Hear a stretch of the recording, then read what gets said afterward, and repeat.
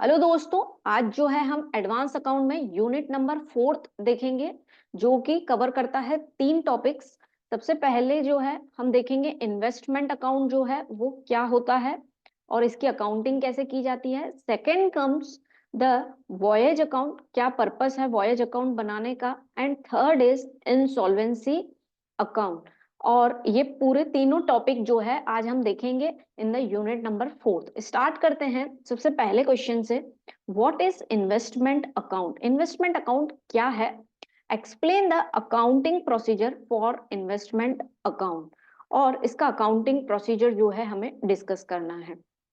यदि बात करें हम इन्वेस्टमेंट की, तो इन्वेस्टमेंट एक तरीके की एसेट्स हैं जो कि हम बिजनेस में इन्वेस्ट करते हैं, ताकि जो है हम इस पे कुछ ना कुछ अर्न कर सकें, और उसी को ही हम कहते हैं इन्वेस्टमेंट अकाउंट। ठीक है। अब एसेट्स को किन तरीके से हम उसमें एसेट्स में इन्वेस्ट कर सकते हैं? हम एसेट्स जो है या तो फिक्स्ड एसेट्स के फॉर्म में खरीद सकते हैं, जैसे कि बिल्डिंग हो गई, है ना। बिल्डिंग होगी तो हम किस तरीके से उस पे अर्न करेंगे? हमें उस पे रेंट मिलेगा, जैसे और नो। और इसके अलावा यदि हम बात करें, यदि हमने किसी सिक्योरिटीज में इन्वेस्टमेंट किया है, यानी हमने कोई शेयर्स खरीदे हैं, डिबेंचर्स खरीदे हैं, तो उस पे हमें क्या मिलेगा? इंटरेस्ट मिल सकता है या फिर डिविडेंड मिल सकता है। तो इसी तरीके से जब भी हमने किसी एसेट्स में इन्वेस्टमेंट किया है, तो for future earning in the business, तो जो है उसी को ही हम इन्वेस्टमेंट कहते हैं। अब इन्वेस्टमेंट अकाउंट की यदि बात करें, तो इन्वेस्टमेंट अकाउंट इसलिए बनाया जाता है ताकि हमने कितना इस पे प्रॉफिट अर्न किया है या इस पे हमें लॉस हुआ है इस इन्वेस्टमेंट को, वो जानने के लिए हम इन्वेस्टमेंट अकाउंट बनाते हैं। ठीक है, दिस इज इट्स बेसिक। आइए देखते हैं investment account. Investments are assets held by business for earning income by way of interest, dividend, rent and capital appreciation. जब भी आप इन्वेस्टमेंट करेंगे एसेट्स में, आप 4 तरीकों से जो है उसमें अर्निंग कर सकते हैं।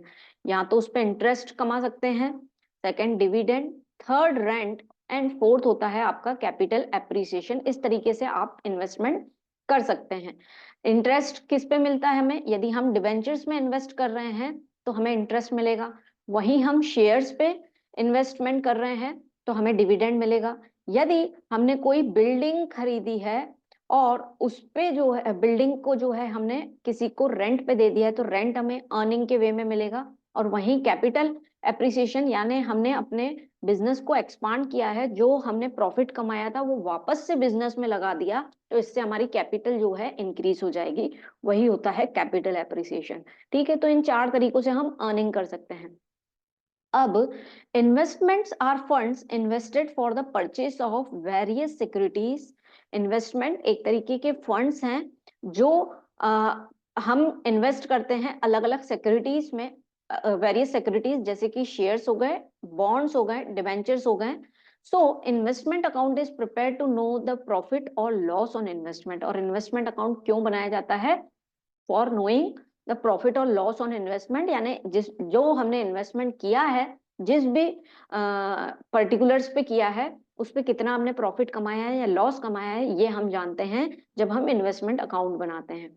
अब यहाँ पे परचेस ऑफ वेरियस सिक्योरिटीज, तो ये सिक्योरिटीज जो हैं 2 तरीके की हो सकती हैं। गवर्नमेंट सिक्योरिटीज हो सकती हैं, एंड दूसरी जो है that is non government securities. अब गवर्नमेंट सिक्योरिटीज में आपके बॉन्ड्स आ जाएंगे, या फिर हम एनएससी सर्टिफिकेट्स वगैरह कुछ गवर्नमेंट के पोस्ट ऑफिस के खरीदते हैं, वो आ जाएंगे।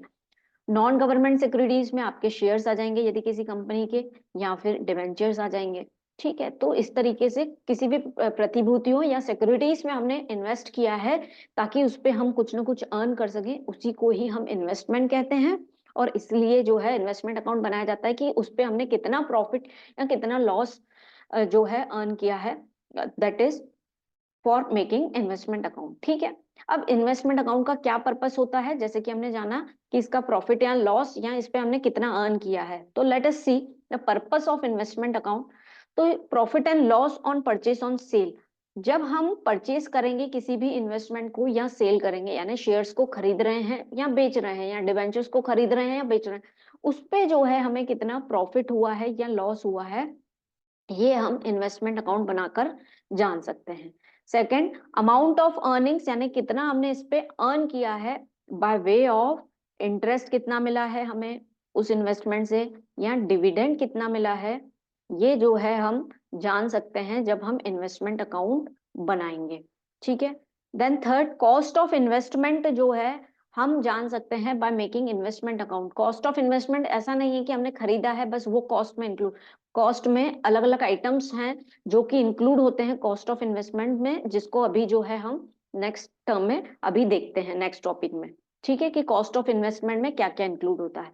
इसके अलावा क्लोजिंग एंड ओपनिंग बैलेंस जो है वो भी हम जान सकते हैं इन्वेस्टमेंट अकाउंट से। यानी जैसे कि हमने इन्वेस्टमेंट खरीदा है ना, परचेज किया, तो बिगनिंग में हमारे पास स्टार्टिंग ऑफ द ईयर में जो है कितना जो है हमारे पास इन्वेस्टमेंट था, फिर हमने परचेज किया होगा पूरे ड्यूरेशन में और इन्वेस्टमेंट खरीदे होंगे या फिर इन्वेस्टमेंट बेचे होंगे, तो उसके बाद ईयर एंड में जो है हमारे पास कितना इन्वेस्टमेंट बचा हुआ है वो हम जानेंगे बाय मेकिंग इन्वेस्टमेंट अकाउंट। और इसी से ही पता पड़ेगा कि स्टार्टिंग में हमारे पास इन्वेस्टमेंट कितना था, फिर और कितना खरीदा, फिर कितना बेच दिया, इसका प्लस माइनस करके लास्ट में कितना बचा है, और उससे हम देखेंगे कि हमारे पास कितना प्रॉफिट या कितना लॉस हुआ है उस इन्वेस्टमेंट से।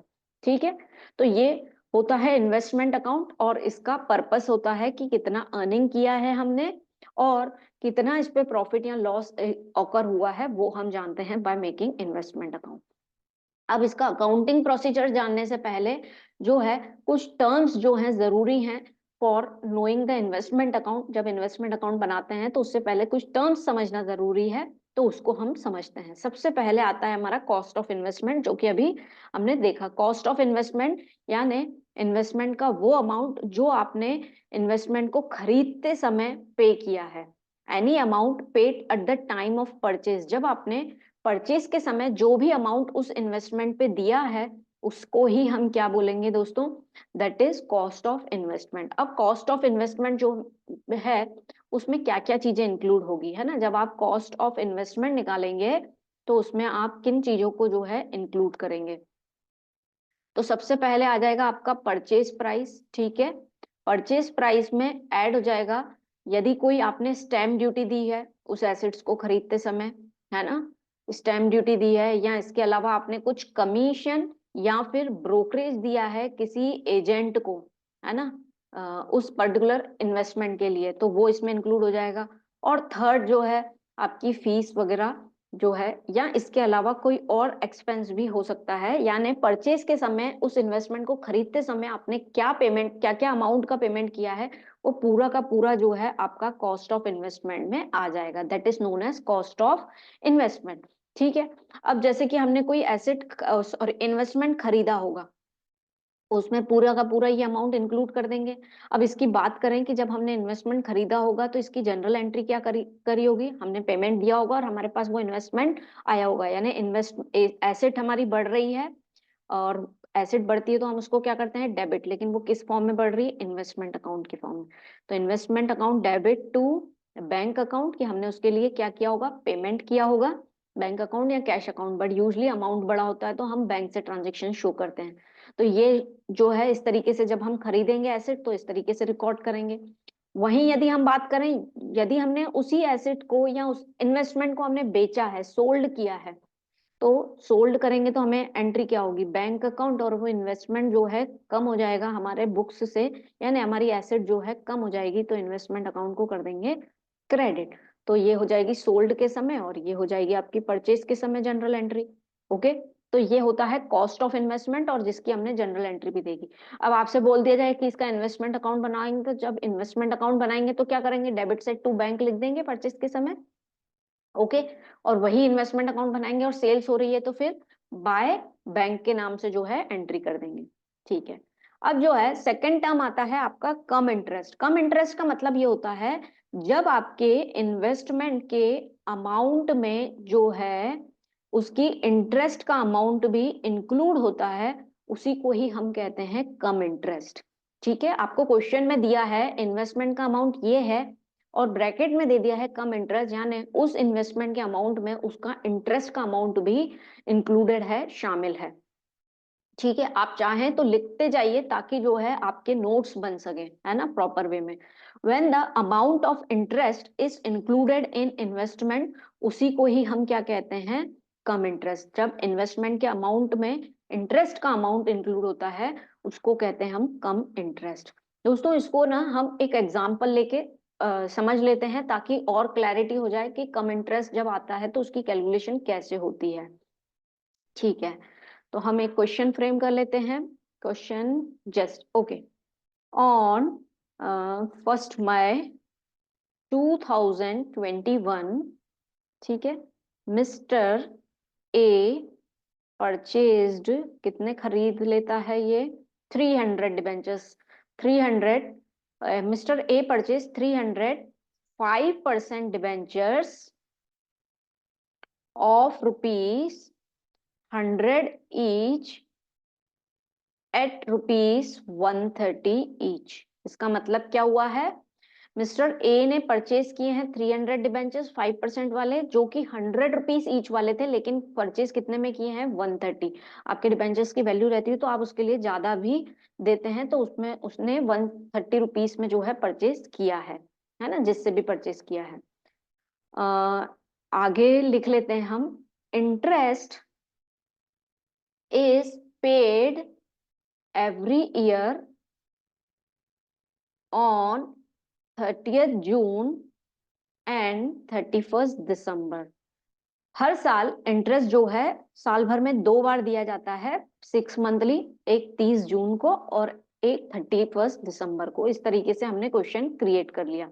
यस, इसमें आप एक और चीज इंक्लूड करिए, on 1 May 2021 a purchase 300 debentures of ₹100 each at ₹130 each, और यहाँ पे ब्रैकेट में लिख दीजिए कम इंटरेस्ट। ठीक है, यानी इन इस 130 में हमारा इंटरेस्ट का अमाउंट भी इंक्लूडेड है। ठीक है, अब यदि हम बात करें तो टोटल हमारा अमाउंट कितना है जो हमने परचेज के समय पे किया है, वो निकाल लेते हैं।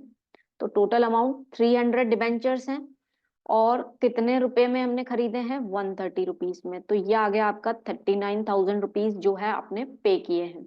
अब इस अमाउंट में जो है हमारा इन्वेस्टमेंट का अमाउंट भी है, क्योंकि कम इंटरेस्ट दिया हुआ है, और इसमें जो है हमारा इंटरेस्ट भी शामिल है। ठीक है, अब इसमें से यदि हम इंटरेस्ट का अमाउंट जो है निकाल लें तो जो है हमारे पास अकेला इन्वेस्टमेंट का अमाउंट आ जाएगा। तो 300 डिबेंचर्स हैं। अब दोस्तों इंटरेस्ट की कैलकुलेशन जो है हमेशा किस पर होती है, फेस वैल्यू पे होती है। फेस वैल्यू यानी जो इन्वेस्टमेंट की वैल्यू है, यहाँ पे हमारे क्वेश्चन में दैट इज ₹100, है ना, जितने में परचेज किया वो वैल्यू नहीं रहती है, जो एक्चुअल वैल्यू रहती है उस इन्वेस्टमेंट की, उस पे जो है इंटरेस्ट की कैलकुलेशन की जाती है। लिख लीजिए एक नोट बना के, the interest value is calculated on the face value of investment। तो फेस वैल्यू कितनी है, 100। डिबेंचर्स का परसेंटेज कितना है, 5% वाले डिबेंचर्स हैं, और कितने मंथ्स का इंटरेस्ट जो है इसमें इंक्लूडेड है। तो हमने कब खरीदे हैं, 1 मई को। ठीक है, अब इस पे इंटरेस्ट इससे 1 मई से पहले जो है कब मिला होगा, यदि हम बात करें, यस 1 मई के पहले जो है इंटरेस्ट जो है, मई के बाद जून आता है, तो 31 दिसंबर को जो है इंटरेस्ट मिला होगा। ओके, लास्ट जून में मिला होगा। इससे पहले जिसके पास भी इन्वेस्टमेंट होगा वो पर्टिकुलरली उसको 30 जून को एक इन्वेस्टमेंट इंटरेस्ट मिला होगा, फिर 31 दिसंबर को, और फिर आ जाती है हमारी डेट 1 मई को जब हम परचेज कर रहे हैं। तो लास्ट जो है उसको 31 दिसंबर को इंटरेस्ट मिला है, 5 महीनों तक नहीं, 31 दिसंबर से 1 मई यानी 4 मंथ्स तक उसने जो है इंटरेस्ट अपने पास इन्वेस्टमेंट रखा है। तो इसमें कितने मंथ्स का इंटरेस्ट है, दैट इज ऑफ 4 मंथ्स।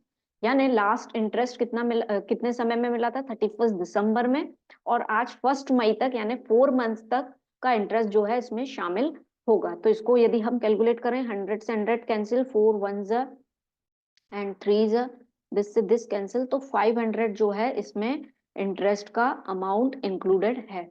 यानी 38,500 जो है इन्वेस्टमेंट का अमाउंट होगा। यस और नो, ठीक है। अब ये आ गया आपका कम इंटरेस्ट में कि 39,000 टोटल अमाउंट आपने पे किया है सामने वाले को, जिसमें से इंटरेस्ट 500 है, 38,500 जो है क्या है, इन्वेस्टमेंट का अमाउंट। अब इसमें 4 मंथ्स का कैलकुलेशन हमने कैसे किया कि लास्ट उसको कब मिला होगा, मई में जब हम खरीद रहे हैं तो लास्ट इंटरेस्ट कब मिला होगा, 31 दिसंबर को मिला होगा। तो सामने वाले ने उसको कितने समय अपने पास रखा है, that is on January, Feb, March and April, 4 months के लिए, और 1 मई को तो हमने खरीद लिया, तो 4 मंथ्स का इंटरेस्ट जो है हमें उसको देना पड़ेगा। ठीक है, तो ये जो है हमने इस तरीके से कैलकुलेशन कर ली। अब इसकी जनरल एंट्री की यदि हम बात करें कि किस तरीके से एंट्री होगी, तो हम इसमें जो है इंटरेस्ट का अमाउंट भी शामिल है। तो जब हमने परचेज किया है, यहां कर लेते हैं एंट्री, ओके। जब हमने इन्वेस्टमेंट को जो है परचेज किया है, तो उस समय हमने एंट्री जो है उसकी क्या की होगी, ये वाली एंट्री जैसे हमने परचेज किया था, तो इन्वेस्टमेंट का पेमेंट तो दिया है हमने इन्वेस्टमेंट अकाउंट, लेकिन साथ में हमें इंटरेस्ट का अमाउंट भी देना पड़ा है, वो हमारे लिए एक्सपेंस है at the time of purchase to bank account. इस तरीके से जो है उसकी एंट्री होगी। अब इन्वेस्टमेंट कितना है, 38,500, और 500 का इंटरेस्ट, और टोटल हमने कितना दिया है, 39,000 रुपीज जो है हमने पे किए हैं। तो इस तरीके से इसकी जनरल एंट्री होगी। ठीक है, ये हो गया investment account, interest account and to bank. अब ऐसे ही जैसे कम इंटरेस्ट है, ऐसे ही एक टॉपिक आता है that is of x interest. अब एक्स इंटरेस्ट का मतलब क्या होता है, जब आपके इन्वेस्टमेंट के अमाउंट में जो है इंटरेस्ट का अमाउंट जो है इंक्लूड नहीं होता है, उसको कहते हैं हम एक्स इंटरेस्ट। इसका भी एक क्वेश्चन फ्रेम कर लेते हैं ताकि जो है हमें क्लैरिटी रहे। when the amount of interest is not included in investment, जब आपके इन्वेस्टमेंट में इंटरेस्ट का अमाउंट इंक्लूड नहीं होता है, उसी को ही हम कहते हैं एक्स इंटरेस्ट। तो इसका भी एक क्वेश्चन लिखिए ऑन, इसको ले लेते हैं हम डेट 1 अप्रैल ले लेते हैं, 1 अप्रैल 2021, मिस्टर ए को ले लेते हैं, परचेज किया है इन्होंने, परचेज 200, 10% डिबेंचर्स ले लेते हैं इस बार, 10% debentures eight the rate of ₹100 वाले जो है उन्होंने कितने में इनको खरीदवा लेते हैं, that is at the rate of at ₹120 each. ठीक है, 100 रुपीज वाले डिबेंचर्स थे जो कि कितने में खरीदे गए हैं, 120 रुपीज में। ठीक है, इंटरेस्ट इज पेड, सेम वही कर देते हैं, paid on 30th June and 31st दिसंबर, यानी इंटरेस्ट की मिलने की तारीख जो है वही सेम है। अब यदि हम बात करें तो इन्वेस्टमेंट एक्स इंटरेस्ट है, यानी इसमें सिर्फ इन्वेस्टमेंट का ही अमाउंट है, इंटरेस्ट हमें अलग से निकालना पड़ेगा। तो इन्वेस्टमेंट का अमाउंट यदि हम निकालें, 200 डिबेंचर्स थे, कितने में खरीदे हैं, 120 ईच में खरीदे हैं, तो 200 इंटू 120, तो ये कितना हो गया, 24,000 जो है आपका इन्वेस्टमेंट का अमाउंट आ गया। अब इसमें कोई इंटरेस्ट इंक्लूड नहीं है, तो इंटरेस्ट की कैलकुलेशन अलग से करनी पड़ेगी हमें। तो 200 डिबेंचर्स हैं, कितने रुपीस वाले हैं, फेस वैल्यू देखना है, 100 रुपीस वाले हैं, और रेट ऑफ डिबेंचर्स का परसेंटेज दैट इज 10%। अब कितने मंथ्स का इंटरेस्ट जो है हमें निकालना है, तो हमने तो डिबेंचर्स खरीदे हैं 1 अप्रैल को, लास्ट इंटरेस्ट जो है कब मिला होगा, तो लास्ट इंटरेस्ट जो है 31 दिसंबर को मिला होगा। तो 31 दिसंबर से यदि 1 अप्रैल की बात करें, तो जनवरी, फरवरी एंड मार्च, 3 मंथ का जो है इंटरेस्ट हमें निकालना पड़ेगा और सामने वाले को देना पड़ेगा, क्योंकि 3 महीने जो है उसके पास वो सिक्योरिटीज रही थी। तो 3/12। ठीक है, अब इसको कैलकुलेट करें, 100 से 100 कैंसिल, 4 टाइम्स 450, और इसका इंटरेस्ट भी आ रहा है आपका 500, और टोटल आपका अमाउंट कितना होगा, जिस 24,500 जो कि इन्वेस्टमेंट का अमाउंट है, और इंटरेस्ट यानी टोटल अमाउंट आपने सामने वाले को कितने दिए होंगे, दैट इज 24,500। ठीक है, अब इसकी जनरल एंट्री की बात करें तो यहाँ पे कहाँ पे कर लें हम स्पेस, यहीं पे कर लेते हैं। ठीक है, इसकी जनरल एंट्री आप क्या करेंगे, आपने परचेज किए हैं तो जनरल एंट्री तो सेम हो जाएगी। आपने क्या किया होगा, इन्वेस्टमेंट परचेज किया है तो इन्वेस्टमेंट अकाउंट हो जाएगा आपका डेबिट। उसके साथ आपने इंटरेस्ट का पेमेंट दिया है, वो आपके लिए होता है एक्सपेंस। तो एक्सपेंस बढ़ता है तो उसको भी हम कर देते हैं डेबिट। और उसके बिहाफ पे आपने दिया है पेमेंट, तो बैंक अकाउंट आपका हो गया कम। टोटल पेमेंट कितना दिया है, दैट इज 24,500, 500 इंटरेस्ट का एंड 24,000 जो है आपने इन्वेस्टमेंट अमाउंट दिया है। तो इस तरीके से जो है आपके इन्वेस्टमेंट अकाउंट की कैलकुलेशन होगी in the case of x interest. X interest क्या होता है दोस्तों, जब इंटरेस्ट का अमाउंट उसमें इंक्लूडेड नहीं है, कम इंटरेस्ट यानी इन्वेस्टमेंट का अमाउंट उसमें, इंटरेस्ट का अमाउंट उसमें इंक्लूडेड है, तो हमें इंटरेस्ट की कैलकुलेशन, इंटरेस्ट तो निकालना पड़ेगा ना कि उसकी अमाउंट कितनी बन रही है। तो जब भी क्वेश्चन में ऐसा कुछ दिया होगा तो हम इस तरीके से कैलकुलेशन करेंगे। ठीक है, अब ये टर्म क्लियर है कि कॉस्ट ऑफ इन्वेस्टमेंट कैसे निकालेंगे, उसकी general entry, then cum interest and ex interest. ठीक है, अब इस पे बेस्ड जो है हम एक क्वेश्चन कर लेते हैं, ताकि जो है ये जो कंसेप्ट हमने समझा है उस पे हमें और क्लैरिटी मिल सके। तो let us solve one question. Yes, आपके सामने एक क्वेश्चन है, Raj investment company purchased debentures of ₹40,000 at 3%, यानी डिबेंचर्स की जो वैल्यू है वो कितने परसेंट वाले हैं, 3% वाले, एंड 98.5 एक्स इंटरेस्ट पे उन्होंने खरीदे हैं, कब, 31 अगस्त 2011 पे खरीदे हैं। ठीक है, 40,000 रुपीज के दे दिए हैं डिबेंचर्स, यानी कितने रुपए वाले होंगे, इसकी फेस वैल्यू अगर हमें देखना है, 98 पे खरीदे हैं। ठीक है, ये होंगे 100। जब ऐसी कभी डिबेंचर्स की वैल्यू आपको नहीं दी हुई हो तो आप क्या एस्टिमेट करेंगे कि 100 रुपीज वाला डिबेंचर्स है कि 10 रुपीज वाला। तो जब भी यदि कोई ऐसी वैल्यू नहीं दी हो तो हम अज्यूम करेंगे कि हमारे डिबेंचर्स की वैल्यू कितनी है, 100। ठीक है, द इंटरेस्ट इज, आगे देखते हैं, the interest is given on 30 September and 31 मार्च। दो डेट्स पे इंटरेस्ट दिया जाता है साल भर में, एक 30 सितंबर को और दूसरा 31 मार्च। ठीक है, सिर्फ क्वेश्चन समझना है कैसे सॉल्व होगा, पहले हम क्वेश्चन को अंडरस्टैंड करें कि क्वेश्चन में क्या क्या चीजें दी हुई हैं, हमें क्वेश्चन पूरा क्लियर है कि नहीं। ठीक है, द ब्रोकरेज ऑफ 0.5%, इस पे जो कमीशन मिल रहा है वो 0.5% मिल रहा है, and ₹80 on stamp and other expenses of ₹40 were spend, और 40 रुपीज के अदर एक्सपेंसेस हैं। ठीक है, ऑन 30 नवंबर, यहाँ पे फुल स्टॉप आ जाएगा, on 30 November 2011 half of the number of debentures were sold. 30 नवंबर को जो है आधे डिबेंचर्स जो हैं क्या कर दिए गए हैं, सोल्ड किए हैं, और वो भी किस पे, 102.25 कम इंटरेस्ट पे, है ना।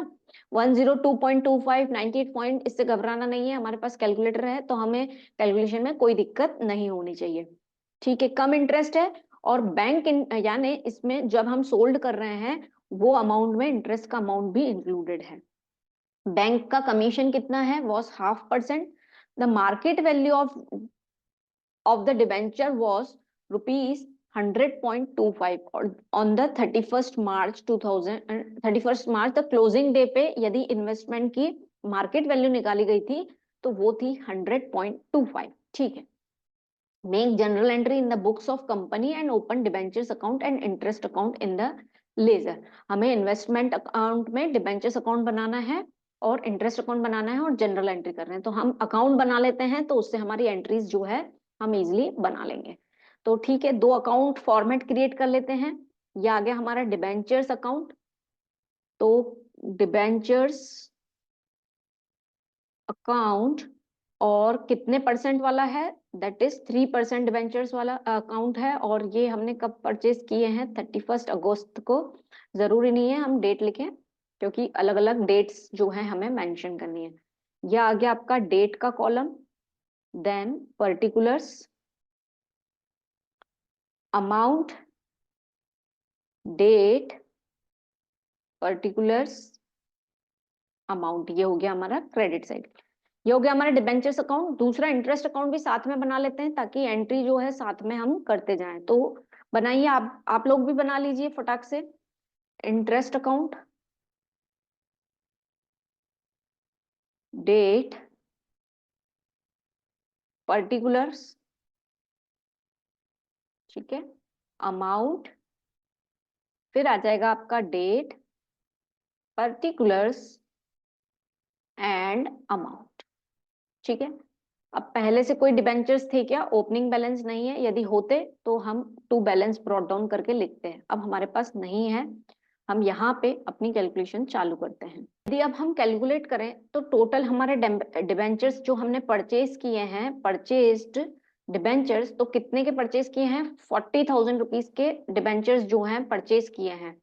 यानी डिबेंचर्स की वैल्यू कितनी हो जाएगी? 40,000 डिबेंचर्स हैं, और जब वैल्यू नहीं दी रहती है फेस वैल्यू, तो हम क्या एज्यूम करते हैं? It will be 100। तो यानी 400 डिबेंचर्स हैं, कितने रुपीस वाले? 100 रुपीस वाले। लेकिन हमने जो परचेज किए हैं उसकी वैल्यू कितने में परचेज किए हैं? 400 डिबेंचर्स 98.5 रुपीस में जो है हमने परचेज किए हैं, जो कि एक्स इंटरेस्ट है, इसमें कोई इंटरेस्ट की वैल्यू इंक्लूड नहीं है। तो निकाल लीजिए कैलकुलेटर फटाफट ना। 400 इंटू 98.5, तो ये आ जाएगा आपका 39,400। ठीक है, ये हो गया आपका परचेज। अब कॉस्ट ऑफ इन्वेस्टमेंट में क्या क्या इंक्लूड रहता है? जितना अमाउंट हमने परचेज के समय दिया है, तो जो है एक तो हमने परचेज प्राइस पे किया है, और दूसरा आपको दिया है सेकेंड लाइन में द ब्रोकरेज ऑफ 0.5% आपको देना है, and 80 rupees stamp and other expenses जो है 40 रुपीज हमने स्पेंड किए हैं। तो सबसे पहले हम निकाल लेते हैं ब्रोकरेज। तो ब्रोकरेज कितनी हो जाएगी आपकी? 400 डिबेंचर्स हैं, 100 रुपीज वाले हैं, और इस पे 0.5% यानी 1/200 निकाल दीजिए, जीरो से जीरो कैंसिल। ओके, एंड 200 जो है आपका ये आ जाएगा ब्रोकरेज। फिर जो है स्टैम्प ड्यूटी दी हुई है, तो वो भी इसमें इंक्लूड हो जाएगी, और स्टैम्प ड्यूटी कितनी दी हुई है? That is 80।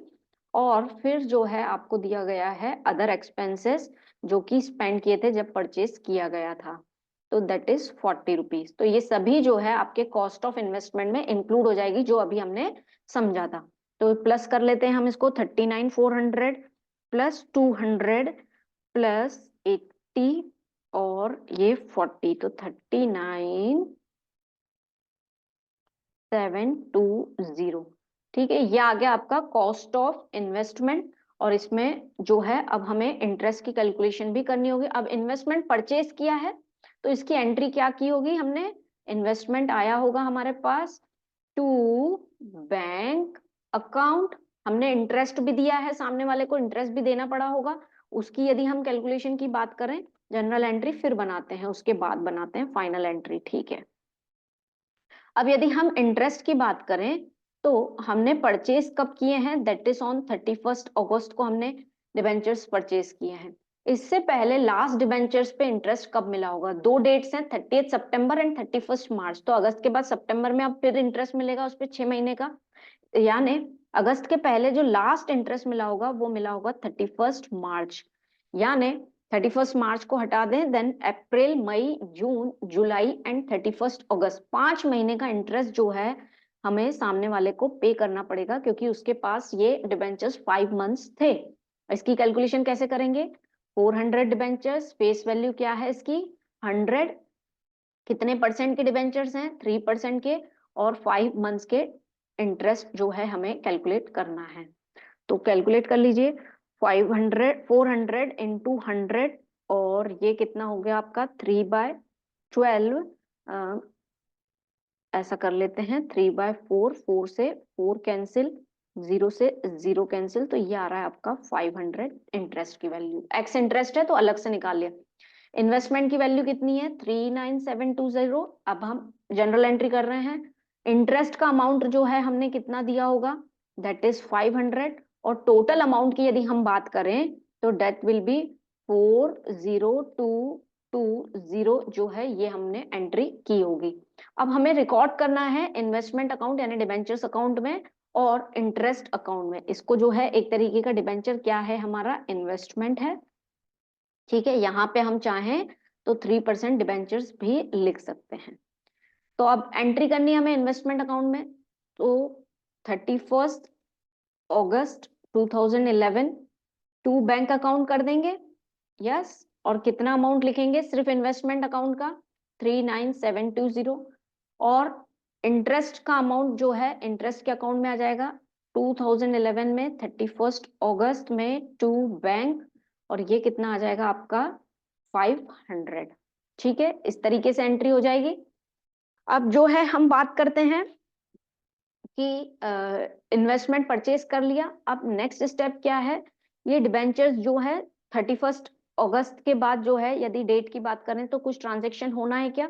यस। इसके बाद डेट आ रही है आपकी 30 सितंबर, जिसपे जो है एक्चुअली जो इंटरेस्ट मिलने की डेट है वो है 6 मंथ का इंटरेस्ट जो है डिबेंचर्स पे मिलता है। तो 6 मंथ का डिबेंचर्स जो है आपके, आपने सामने वाले को 5 मंथ का इंटरेस्ट दे दिया है, क्योंकि 5 महीने उसने इंटरेस्ट रखा था, इन्वेस्टमेंट रखा था, तो वो 5 महीने का उसको। लेकिन अब जो एक्चुअली जिस कंपनी के डिबेंचर्स है वो तो 6 मंथली डिबेंचर्स देती है ना? तो उन्होंने 6 मंथ डिबेंचर्स पे इंटरेस्ट जो है आपको देंगी, तो कितना है 400 इंटू 100 अपॉन 3/100, और 6 मंथली इंटरेस्ट जो है उस पर कितना बन रहा है, कैलकुलेट करें इसको यदि हम 2 टाइम्स, और ये हो गया 2, तो ये आ रहा है आपका 600 का इंटरेस्ट जो है बन रहा है। अब इसको समझने की बात है, 30 सितंबर को 400 डिबेंचर्स पे इंटरेस्ट कितना मिल रहा है, 600 रुपीज का इंटरेस्ट मिल रहा है। इसमें से आपने 500 ऑलरेडी सामने वाले को दे दिया है, जिसके पास 5 मंथ्स का डिबेंचर्स रखे हुए थे, 1 महीने का आपको मिलता, तो टोटल आपको 600 मिल रहा है, जिसमें से 500 आपने 5 महीने के दे दिए, और 100 रुपीज का हिसाब किताब इस तरीके से होगा। अब आपको इंटरेस्ट मिल रहा है, जब आपने परचेज किए थे, आपने दिए थे, तो टू बैंक यहाँ पे लिखा था। अब आपको 30 सितंबर को जो है इंटरेस्ट मिला है, तो आप क्या एंट्री करेंगे, बाय बैंक, और इसकी एंट्री क्या हो जाएगी, 600 रुपीज। ठीक है, कुल मिला के आपके हिस्से में 100 रुपीज जो 1 महीना बचा हुआ था, दैट इज ऑन, आपने कब खरीदा है, अगस्त, अगस्त से सितंबर तक का जो है इंटरेस्ट आपको मिलेगा, और फिर हर बार 6 मंथली मिलेगा। तो ये देखो 600 आपको टोटल इंटरेस्ट किसी कंपनी से आया है जिसके डिबेंचर्स हैं, उसमें से 500 5 मंथ्स का आपने उस पर्सन को दे दिया जिसके डिबेंचर्स थे, उसने 5 मंथ रखे थे, और 1 मंथ जो ड्यू था उसका इंटरेस्ट जो है आपको मिल गया। इस तरीके से हम कैलकुलेशन करेंगे। ठीक है, यस दोस्तों, अब 30 सितंबर हो गई। 30 सितंबर के बाद यदि बात करें तो अक्टूबर में कोई ट्रांजेक्शन नहीं हुआ है। यस, 30 नवंबर में जो है हमने जो है डिबेंचर्स को, आधे डिबेंचर्स को जो है सोल्ड कर दिया है ना? क्या दे रहा है, 30 नवंबर 2011 में जो है half of the number of debentures were sold, जो कि क्या वैल्यू है उसकी, 102.25 कम इंटरेस्ट, जिस पे बैंक ने कमीशन लिया है आपसे 0.5%। अब कम इंटरेस्ट दिया है, तो इसकी कैलकुलेशन जो है हम कर लेते हैं। तो 30 नवंबर सोल्ड की यदि हम बात करें, तो हाफ ऑफ डिबेंचर्स हो गए 200, और कितने में बेचे हैं, दैट इज 102.25, कम इंटरेस्ट है, तो टोटल इन्वेस्टमेंट का अमाउंट भी है इसमें आपका, और जो है इसमें इंटरेस्ट का अमाउंट भी दिया हुआ है। ठीक है, तो कैलकुलेट कर लेते हैं, 200 इंटू 102.25, तो ये आ रहा है आपका 2450 जो है अमाउंट आ रहा है। अब इसमें ब्रोकरेज भी इंक्लूडेड है और आपका इंटरेस्ट भी। तो पहले हम इंटरेस्ट को निकाल लेते हैं। इंटरेस्ट की यदि हम कैलकुलेशन करें तो 200 डिबेंचर्स हैं, कितने वाले, 100 फेस वैल्यू लेना है। परसेंटेज की बात करें तो 3/100, और कितने मंथ्स का इंटरेस्ट जो है इसमें शामिल है, तो लास्ट इंटरेस्ट कब मिला है, 30 सितंबर को। तो अक्टूबर एंड नवंबर का इंटरेस्ट जो है हम सामने वाले से लेंगे, क्योंकि 2 मंथ वो डिबेंचर्स हमारे पास थे। तो 2/12, इसको कैलकुलेट करें, 2 से 12 कैंसिल, 6 कैंसिल, ये 0 से 0, और जो है आपका आ रहा है 100 रुपीज जो है इंटरेस्ट का हम इसमें से डिडक्ट कर देंगे, तो ये बन रहा है आपका 2350। अब इसमें ब्रोकरेज भी शामिल है, तो ब्रोकरेज का अमाउंट भी जो है हम घटा देते हैं, तो एक्चुअल सेलिंग प्राइस जो है हमारे सामने आ जाएगा। तो 200 इंटू 100, और यहाँ पे आ जाएगा आपका 200, और ब्रोकरेज कितना है, 0.5%, इस तरीके से। ठीक है, तो 200 से 100 कैंसिल, और ये आ गया आपका 100। यदि इसको भी घटा दें तो आपकी एक्चुअल इन्वेस्टमेंट की वैल्यू कितनी है, 2250। ठीक है, और 100 रुपीज जो है आपके इंटरेस्ट के हैं। अब इसकी यदि हम जनरल एंट्री की बात करें, तो जैसे हमने जनरल एंट्री यहाँ की थी कि investment account debit, interest account debit to bank, जब हमने परचेज किया था। अब हम सोल्ड करेंगे तो हमारे पास बैंक अकाउंट बढ़ जाएगा, bank account debit to investment हमारा कम हो गया, एसेट कम हो गई तो उसको क्रेडिट कर दिया टू इंटरेस्ट अकाउंट। ठीक है, अब बैंक अकाउंट में कितना आ जाएगा आपका अमाउंट टोटल 2250, सॉरी इन्वेस्टमेंट कितना है आपका 2250 और इंटरेस्ट है आपका 100, तो टोटल आ जाएगा आपका 2350 का जो है अमाउंट आपका, ये इस तरीके से आ जाएगा। ठीक है, यस। अब एंट्री कर लेते हैं, तो जैसे कि हमने बैंक अकाउंट को डेबिट किया है, इन्वेस्टमेंट को क्रेडिट और इंटरेस्ट को भी क्रेडिट, तो इन्वेस्टमेंट अकाउंट डिबेंचर्स अकाउंट में जब हम इसकी एंट्री करेंगे तो ऑन 30 नवंबर 2011 में बाय क्या आ जाएगा बैंक अकाउंट, और वो कितना आ जाएगा आपका 2250। ठीक है, हम बैंक ब्रोकरेज वगैरह जो सेलिंग प्राइस में होता है इंक्लूडेड, उसको हम हटा देते हैं। ठीक है, और ऐसे ही इंटरेस्ट की एंट्री कर देंगे हम।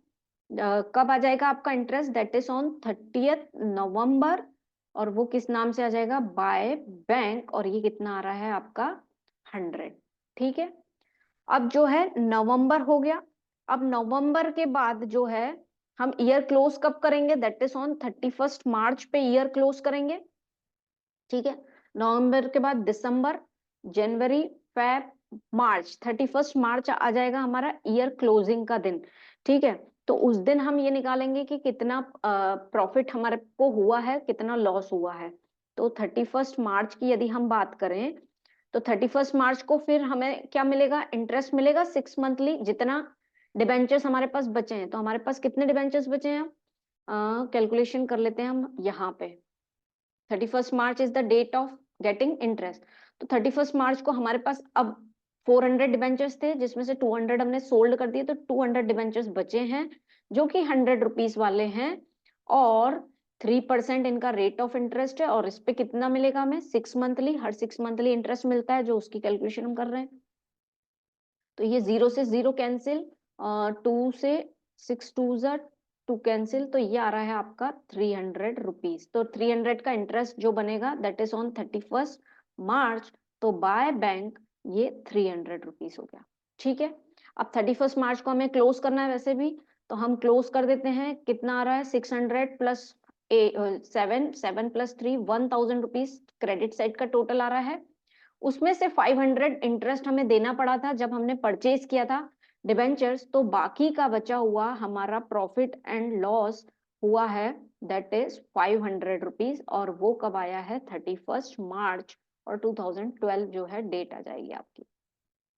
ठीक है, और ये क्या है, आपको प्रॉफिट हुआ है, यानी ये इस इतना इंटरेस्ट जो है आपने कमाया है, जितने भी डिबेंचर्स को सोल्ड किया और परचेज किया, उस पे आपने 500 रुपीज अर्न किए हैं, जो आप प्रॉफिट एंड लॉस अकाउंट में ट्रांसफर कर देंगे, है ना।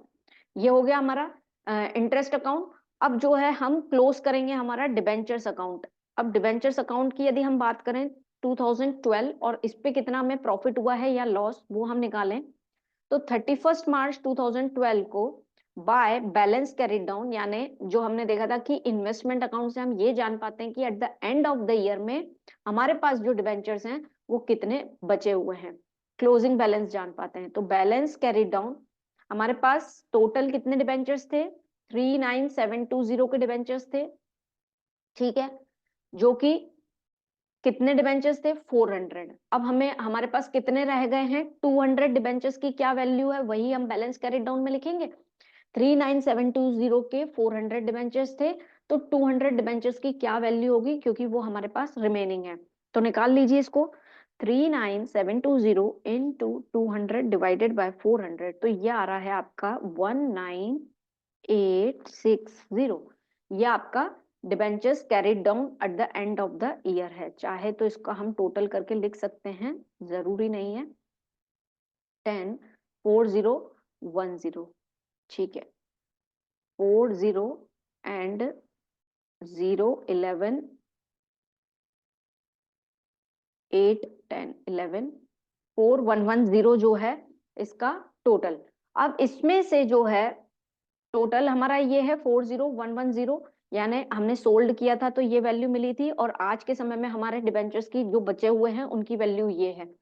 और यदि ये कॉस्ट को हम घटा दें तो आ जाएगा आपका प्रॉफिट या लॉस, आपने इन डिबेंचर्स पे कितना अर्न किया है। ठीक है। अब क्रेडिट माइनस डेबिट करें तो 31 मार्च 2012, ईयर चेंज हो गया, दिसंबर आ गया था, तो to profit and loss account में ट्रांसफर कर देंगे। क्या आ रहा है, प्रॉफिट आ रहा है, उस साइड बैलेंस आता तो लॉस आता, ठीक है। तो 40110 में से 39720 अगर लेस कर दें, 39720, तो आ रहा है आपका 390 रुपीज का प्रॉफिट जो है आपने अर्न किया है। यानी इन्वेस्टमेंट को परचेज किया और सेल किया, उससे आपने 390 रुपीज अर्न किए, और इंटरेस्ट के वे में जो है आपने 500 रुपीज अर्न किए। तो इस तरीके से जो है इन्वेस्टमेंट अकाउंट बनाया जाता है, ठीक है। तो हमने इन्वेस्टमेंट अकाउंट देखा, फिर इसके कंसेप्ट थे कम इंटरेस्ट, एक्स इंटरेस्ट, वो देख लिए, और उस पे बेस्ड जो है एक क्वेश्चन देख लिया। दोस्तों यदि आपको अभी भी थोड़ी क्लैरिटी नहीं आ रही है तो आप एक एक कंसेप्ट, जैसे कम इंटरेस्ट है उस पे एक क्वेश्चन, फिर एक्स इंटरेस्ट है उस पे एक क्वेश्चन, यदि आपको और क्लियर वे में देखना है, डिटेल वे में देखना है, तो डिस्क्रिप्शन में मैं लिंक पुट अप कर दूंगी।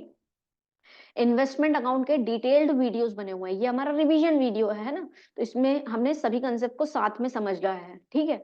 यदि आपको डिटेल में एक एक कंसेप्ट को समझना है अच्छे से, तो आप उसको देख लीजिए, आपको और क्लैरिटी हो जाएगी, ठीक है। विद दिस अब हम जो है नेक्स्ट टॉपिक पे बढ़ते हैं। What is voyage account? Voyage account क्या है? Discuss the accounting procedure of preparing voyage account. अब वॉयेज अकाउंट क्या है और इसका अकाउंटिंग प्रोसीजर क्या है? तो वॉयेज अकाउंट जो है दोस्तों बनाया जाता है in the case of shipping companies.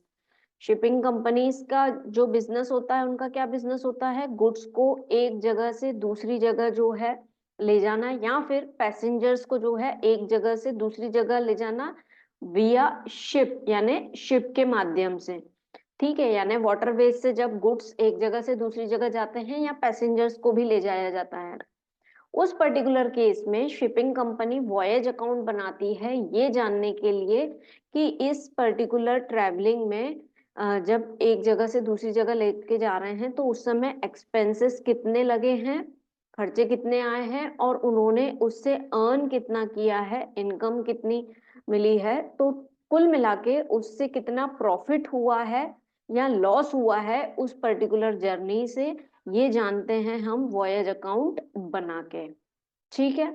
अब जर्नी जो वन प्लेस टू अनदर, तो एक जगह जाना और एक जगह आना, तो ये कंप्लीट राउंड ट्रिप कहलाती है इन टेक्निकल टर्म्स, है ना, जो नाम यूज किए।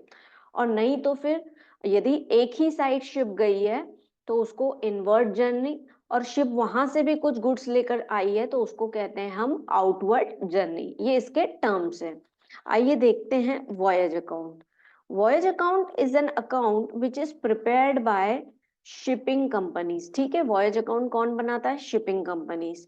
This account is prepared to get a complete record of the profit earned and loss incurred on the particular voyage undertaken by the shipping company. Voyage account जो है क्यों बनाया जाता है? ये देखने के लिए कि ये हमारे पास रिकॉर्ड रहे कि कितना प्रॉफिट अर्न किया है या लॉस हुआ है, पर्टिकुलरली जो वॉयेज या पर्टिकुलर जो ट्रैवलिंग हुई है, जर्नी हुई है ना।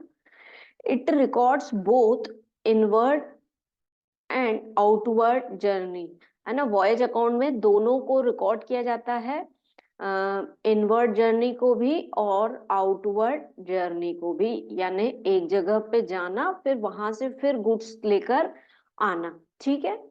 फिर shipping companies carry goods from one place to another. Shipping company एक जगह से दूसरी जगह जैसे गुड्स लेके जाते हैं। Some companies carry passengers also in addition to goods from one place to another place. It is prepared separately for each voyage. जो voyage account है वो जो है separately हर voyage के लिए जो है अलग बनाया जाता है, हर ship के लिए जो है अलग से बनाया जाता है, ठीक है। इसमें हम क्या जानते हैं कि कितना प्रॉफिट हुआ है या कितना लॉस इंकर हुआ है ड्यूरिंग दैट जर्नी, ठीक है। तो ये जो है नॉमिनल अकाउंट के जैसा जो है काम करता है। Voyage account is a nominal account. Nominal account है, it is prepared on the basis of the rule of nominal account. तो नॉमिनल अकाउंट का रूल क्या होता है दोस्तों? दैट इज कि जितने भी एक्सपेंसेस होते हैं या लॉसेस होते हैं उनको हम क्या कर देते हैं, डेबिट, और जितने भी इनकम्स और गेन्स होते हैं उनको हम कर देते हैं credit according to the nominal account rule, है ना। जैसे हमारा प्रॉफिट एंड लॉस अकाउंट बनता है, सेम उसी तरीके से ये भी अकाउंट बनेगा। ठीक है, अब इसके अकाउंटिंग प्रोसीजर की बात करें तो कौन कौन से एक्सपेंसेस डेबिट होते हैं या लॉसेस डेबिट होते हैं, या कौन सी इनकम जो है क्रेडिट होती है, इसको एक बार हम देख लेते हैं। Okay, accounting procedure for preparing voyage account. तो सबसे पहले यदि हम बात करें एक्सपेंसेस की, एक्सपेंसेस टू बी डेबिटेड, कौन से ऐसे एक्सपेंसेस है जिनको डेबिट किया जाता है। ठीक है, वैसे तो हम फॉर्मेट में ही इसको समझ लेते, बट एक्सपेंसेस का मीनिंग क्या है पर्टिकुलरली वो हम इसमें जानेंगे। सबसे पहले ब्रोकरेज एंड कमीशन। यदि कुछ आपको जो है वॉयज कंपनी से जो है कुछ ट्रांजैक्शन करना है, तो उसका जो है एक तरीके से हम बोलें कि फ्रेट वगैरह जो रिसीव होता है, तो ये एजेंट्री वर्क रहता है। एजेंट्स जो है ये आपको जो है वो जर्नी करवा के देते हैं, तो उनको कमीशन देना, उसी को ही हम कहते हैं ब्रोकरेज एंड कमीशन। अब ये कमीशन जो है दोस्तों किस पे निकाला जाता है, ये निकाला जाता है जो टोटल फ्रेट मिलता है वॉयज कंपनी को उस पे, प्लस इसमें एक और चीज जुड़ती है that is known as primage. Primage क्या होता है, दैट इज ऑल्सो इनकम का पार्ट है, जिसको अभी हम समझेंगे। यानी कमीशन, यानी किसी एजेंट को दिए दिए जाने वाली फीस को हम कमीशन कहते हैं, और कमीशन का कैलकुलेशन जो है किस पे होता है, जो एक तो इनकम के वे में फ्रेट मिला है आपको, भाड़ा मिला है वो, और दूसरा जो है दैट इज प्राइमेज, जिसको अभी हम समझेंगे। ठीक है, दूसरा है इंश्योरेंस। जैसे कि ऑब्वियस की बात है कि इंश्योरेंस एक एक्सपेंसेस हो सकता है कि इंश्योरेंस का प्रीमियम हम भरते हो, क्योंकि शिपिंग कंपनी जो है ऑब्वियसली उनकी शिप्स उनके लिए एसेट्स हैं, तो वो उनका क्या करवा के रखेंगे, इंश्योरेंस। तो उसके बिहाफ पे जो है वो प्रीमियम भरते होंगे, तो उसी को ही हम रिकॉर्ड करेंगे, वो एक्सपेंसेस होगा वॉयज अकाउंट में। ओके, तो इसको हम रिकॉर्ड करेंगे। अब इंश्योरेंस प्रीमियम की बात करें या कोई भी ऐसा खर्चा जो ईयरली हो रहा है, लेकिन हमारी जर्नी सपोज 2 मंथ्स की है, यानी शिप जो है जनवरी में गई और मार्च में आ गई, 3 मंथ्स की जर्नी हुई, तो जो इंश्योरेंस प्रीमियम का जो अमाउंट है एक्सपेंसेस को हम टोटल 3 मंथ्स का चार्ज करेंगे। आपके क्वेश्चन में हो सकता है 12 मंथ्स का दिया रहे। ठीक है, फिर यदि बात करें स्टोर्स की, यदि कोई ऐसा आइटम है जो कि स्टॉक के वे में आपके पास है, तो जो है उसको हम रिकॉर्ड करेंगे। तो स्टॉक के वे में है तो जो आपके पास ओपनिंग स्टॉक है ऑलरेडी वो, यदि कुछ परचेज किया है तो उसको रिकॉर्ड कर देंगे, और यदि कुछ स्टोर्स का स्टॉक जो है ईयर एंड में बचता है तो उसको क्लोजिंग स्टॉक को या तो लेस कर देंगे डेबिट साइड ही, और नहीं तो फिर उसकी रिकॉर्डिंग क्रेडिट साइड करेंगे। ठीक है, ये हो गया आपका स्टोर्स। फिर आता है डेप्रिसिएशन। ऑब्वियसली आपकी जो शिप है उस पर डेप्रिसिएशन चार्ज होगा, तो डेप्रिसिएशन की वैल्यू दी हुई होगी कि 5% से चार्ज हो रहा है डेप्रिसिएशन, या जो भी अमाउंट आपको दिया गया है कि साल भर का सपोज उन्होंने दे दिया 50,000 जो है डेप्रिसिएशन चार्ज होगा साल भर का, तो जो है हमारी जर्नी जितने मंथ्स की होगी उतने मंथ्स का डेप्रिसिएशन जो है हम अपने वॉयज अकाउंट में लिख लेंगे। ठीक है, बिल्कुल भी इसमें घबराना नहीं है, जस्ट हम एक्सपेंसेस को रिवाइज कर रहे हैं कि इसका मतलब क्या होता है। अभी हम क्वेश्चन करके देखेंगे, पूरी क्लैरिटी हो जाएगी कि किस तरीके से क्वेश्चन सॉल्व होता है, बहुत आसान है ना। तो आगे बढ़ते हैं, बंकर कॉस्ट। एक बंकर कॉस्ट होता है, इसका मतलब होता है कि जब शिपिंग कंपनी चल रही है तो ऑब्वियस सी बात है उसमें कॉस्ट ऑफ ऑयल जो है लग सकता है, वाटर, फ्यूल, तो इस तरीके के जो कॉस्ट है उसे कहा जाता है बंकर कॉस्ट। फिर आते हैं आपके पोर्ट चार्जेस। जब आप पोर्ट अथॉरिटीज को जो है वहां की जो अथॉरिटीज हैं, वहां के जो ऑफिशियल्स हैं, उनको जो आप पेमेंट देते हैं आपके गुड्स को लोडिंग अनलोडिंग, मतलब वहां पे गुड्स जो है लोड होंगे या अनलोड हो रहे हैं वहां से गुड्स, तो उनको अथॉरिटीज को ऑफिशियल्स को चार्जेस देने पड़ते हैं, फीस देनी पड़ती है। तो उसी को ही हम कहते हैं पोर्ट चार्जेस। फिर आता है आपका Steve during charges. Steve during charges का मतलब ये होता है कि ऑब्वियसली जो आपके गुड्स जब पोर्ट पे पहुंचे हैं, बंदरगाह पे पहुंचे हैं, तो वो गुड्स जो है कोई ना कोई उठा के जो है उसको प्रॉपरली रखेगा, शिप से निकालेगा। दैट मीन्स वहां पे आपको क्या लगेंगे, लेबर।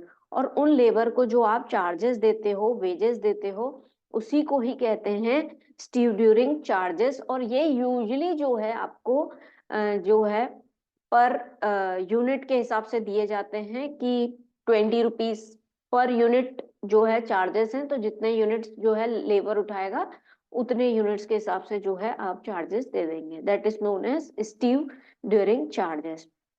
अब इनकम्स की बात कर लें कि कौन कौन सी इनकम्स जो हैं क्रेडिट होती हैं इन द वॉयज अकाउंट, यानी वॉयज अकाउंट की इनकम के सोर्सेस क्या क्या हैं। तो सबसे पहले तो फ्रेट, भाड़ा मिलता है, जो गुड्स कैरी करके गए हैं वो, या फिर पैसेंजर्स कैरी करके गए हैं, तो ये फ्रेट हो गया आपका। फिर सेकंड आता है हमारा पैसेज मनी। यदि शिपिंग कंपनी जो है पैसेंजर्स को जो है लेकर गई है, तो उनसे जो अमाउंट मिलता है उसको हम कहते हैं पैसेज मनी। ठीक है।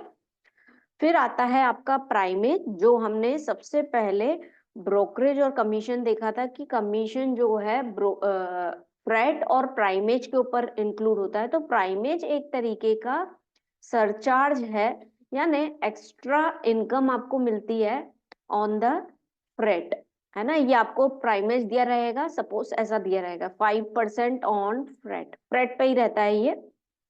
तो ये एक्स्ट्रा अर्निंग्स ऑन फ्रेट बोल दें, या फिर हम बोलें एक तरीके का सरचार्ज है जो आपको रिसीव होता है, that is known as primage. तो जब हम कमीशन का कैलकुलेशन करेंगे, तो कमीशन की कैलकुलेशन में जो है हम क्या करेंगे, सपोज 5% कमीशन दी है, तो फ्रेट जितने का भी आया है आपका वो, प्लस प्राइमेज की जो वैल्यू है, उन दोनों को मिला के जो है उस पे 5% चार्ज करेंगे। इसी को ही कहते हैं प्राइमेज एंड फ्रेट। ठीक है। तो एक्सपेंसेस डेबिट हो गए, एक्सपेंसेस इनकम जो है क्रेडिट हो गई। तो ये इनकम के सोर्स होते हैं, तीन तरीके की इनकम जो है यूजुअली शिपिंग कंपनी को मिलती है। एक फ्रेट, एक पैसेज मनी जो पैसेंजर से रिसीव होता है, और तीसरा जो है प्राइमेज मिलता है। और ये एक्सपेंसेस हो गए। इसमें एक्सपेंसेस में और भी एक्सपेंसेस हो सकते हैं, हार्बर के चार्जेस हो सकते हैं, या फिर इसके अलावा जो है लाइटरेज करके जो है एक एक्सपेंस आता है। दैट मीन्स कभी कभी क्या होता है कि बड़ी शिप आई है, अब उसमें कुछ इस तरीके का गुड्स है, उसके लिए छोटी शिप्स की रिक्वायरमेंट है कि गुड्स जो है उसमें लोड होंगे और फिर जो है आगे बढ़ेंगे, है ना। तो उसी को कहते हैं लाइट रेट, जब छोटी छोटी शिप्स का यूज किया जाता है कुछ गुड्स को लोड अनलोड करने में। ठीक है। तो जिस भी तरीके के एक्सपेंसेस आएंगे मोस्टली हमने डिस्कस कर लिए। इसके अलावा भी यदि कोई एक्सपेंस आ रहा है तो उसको हम डेबिट करेंगे, और यदि कोई इनकम आती है तो उसको हम क्रेडिट करेंगे। ठीक है।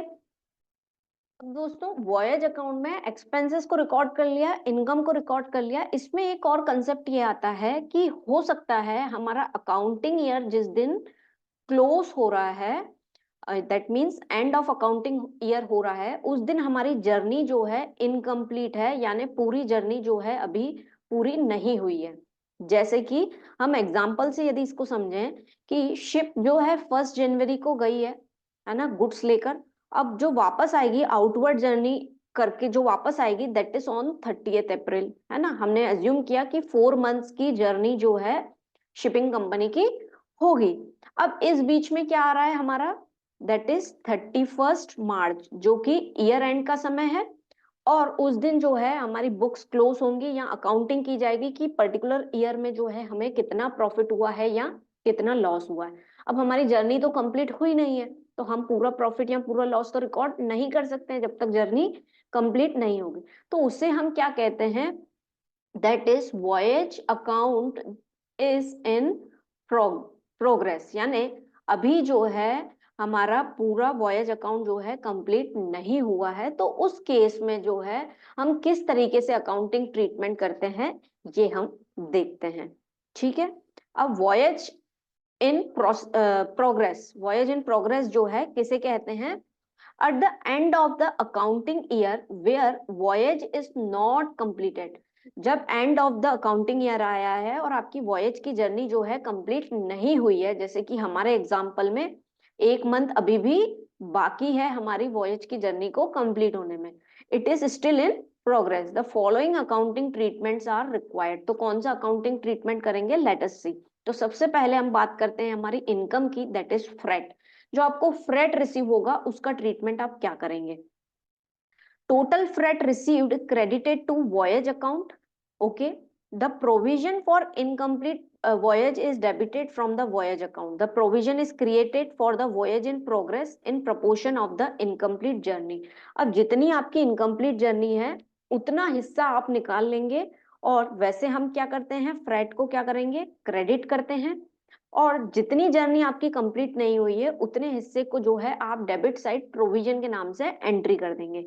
जैसे कि हम एग्जांपल लें कि हमारा टोटल फ्रेट जो है दैट इज 12,000 आ रहा था, ठीक है। कितने मंथ्स का फ्रेट है, 4 मंथ्स की पूरी जर्नी का फ्रेट जो है दैट वाज 12,000। तो हम जब अकाउंटिंग करेंगे तो हम क्रेडिट साइड जाएंगे और क्या लिखेंगे, बाय फ्रेट करके जो है हमने लिख दिया 12,000, ठीक है। अब जो है हमें ये पता है कि हमारा एक मंथ की जर्नी जो है अभी भी बाकी है, पूरी नहीं हुई है, और ईयर एंड पे हम अकाउंटिंग कर रहे हैं।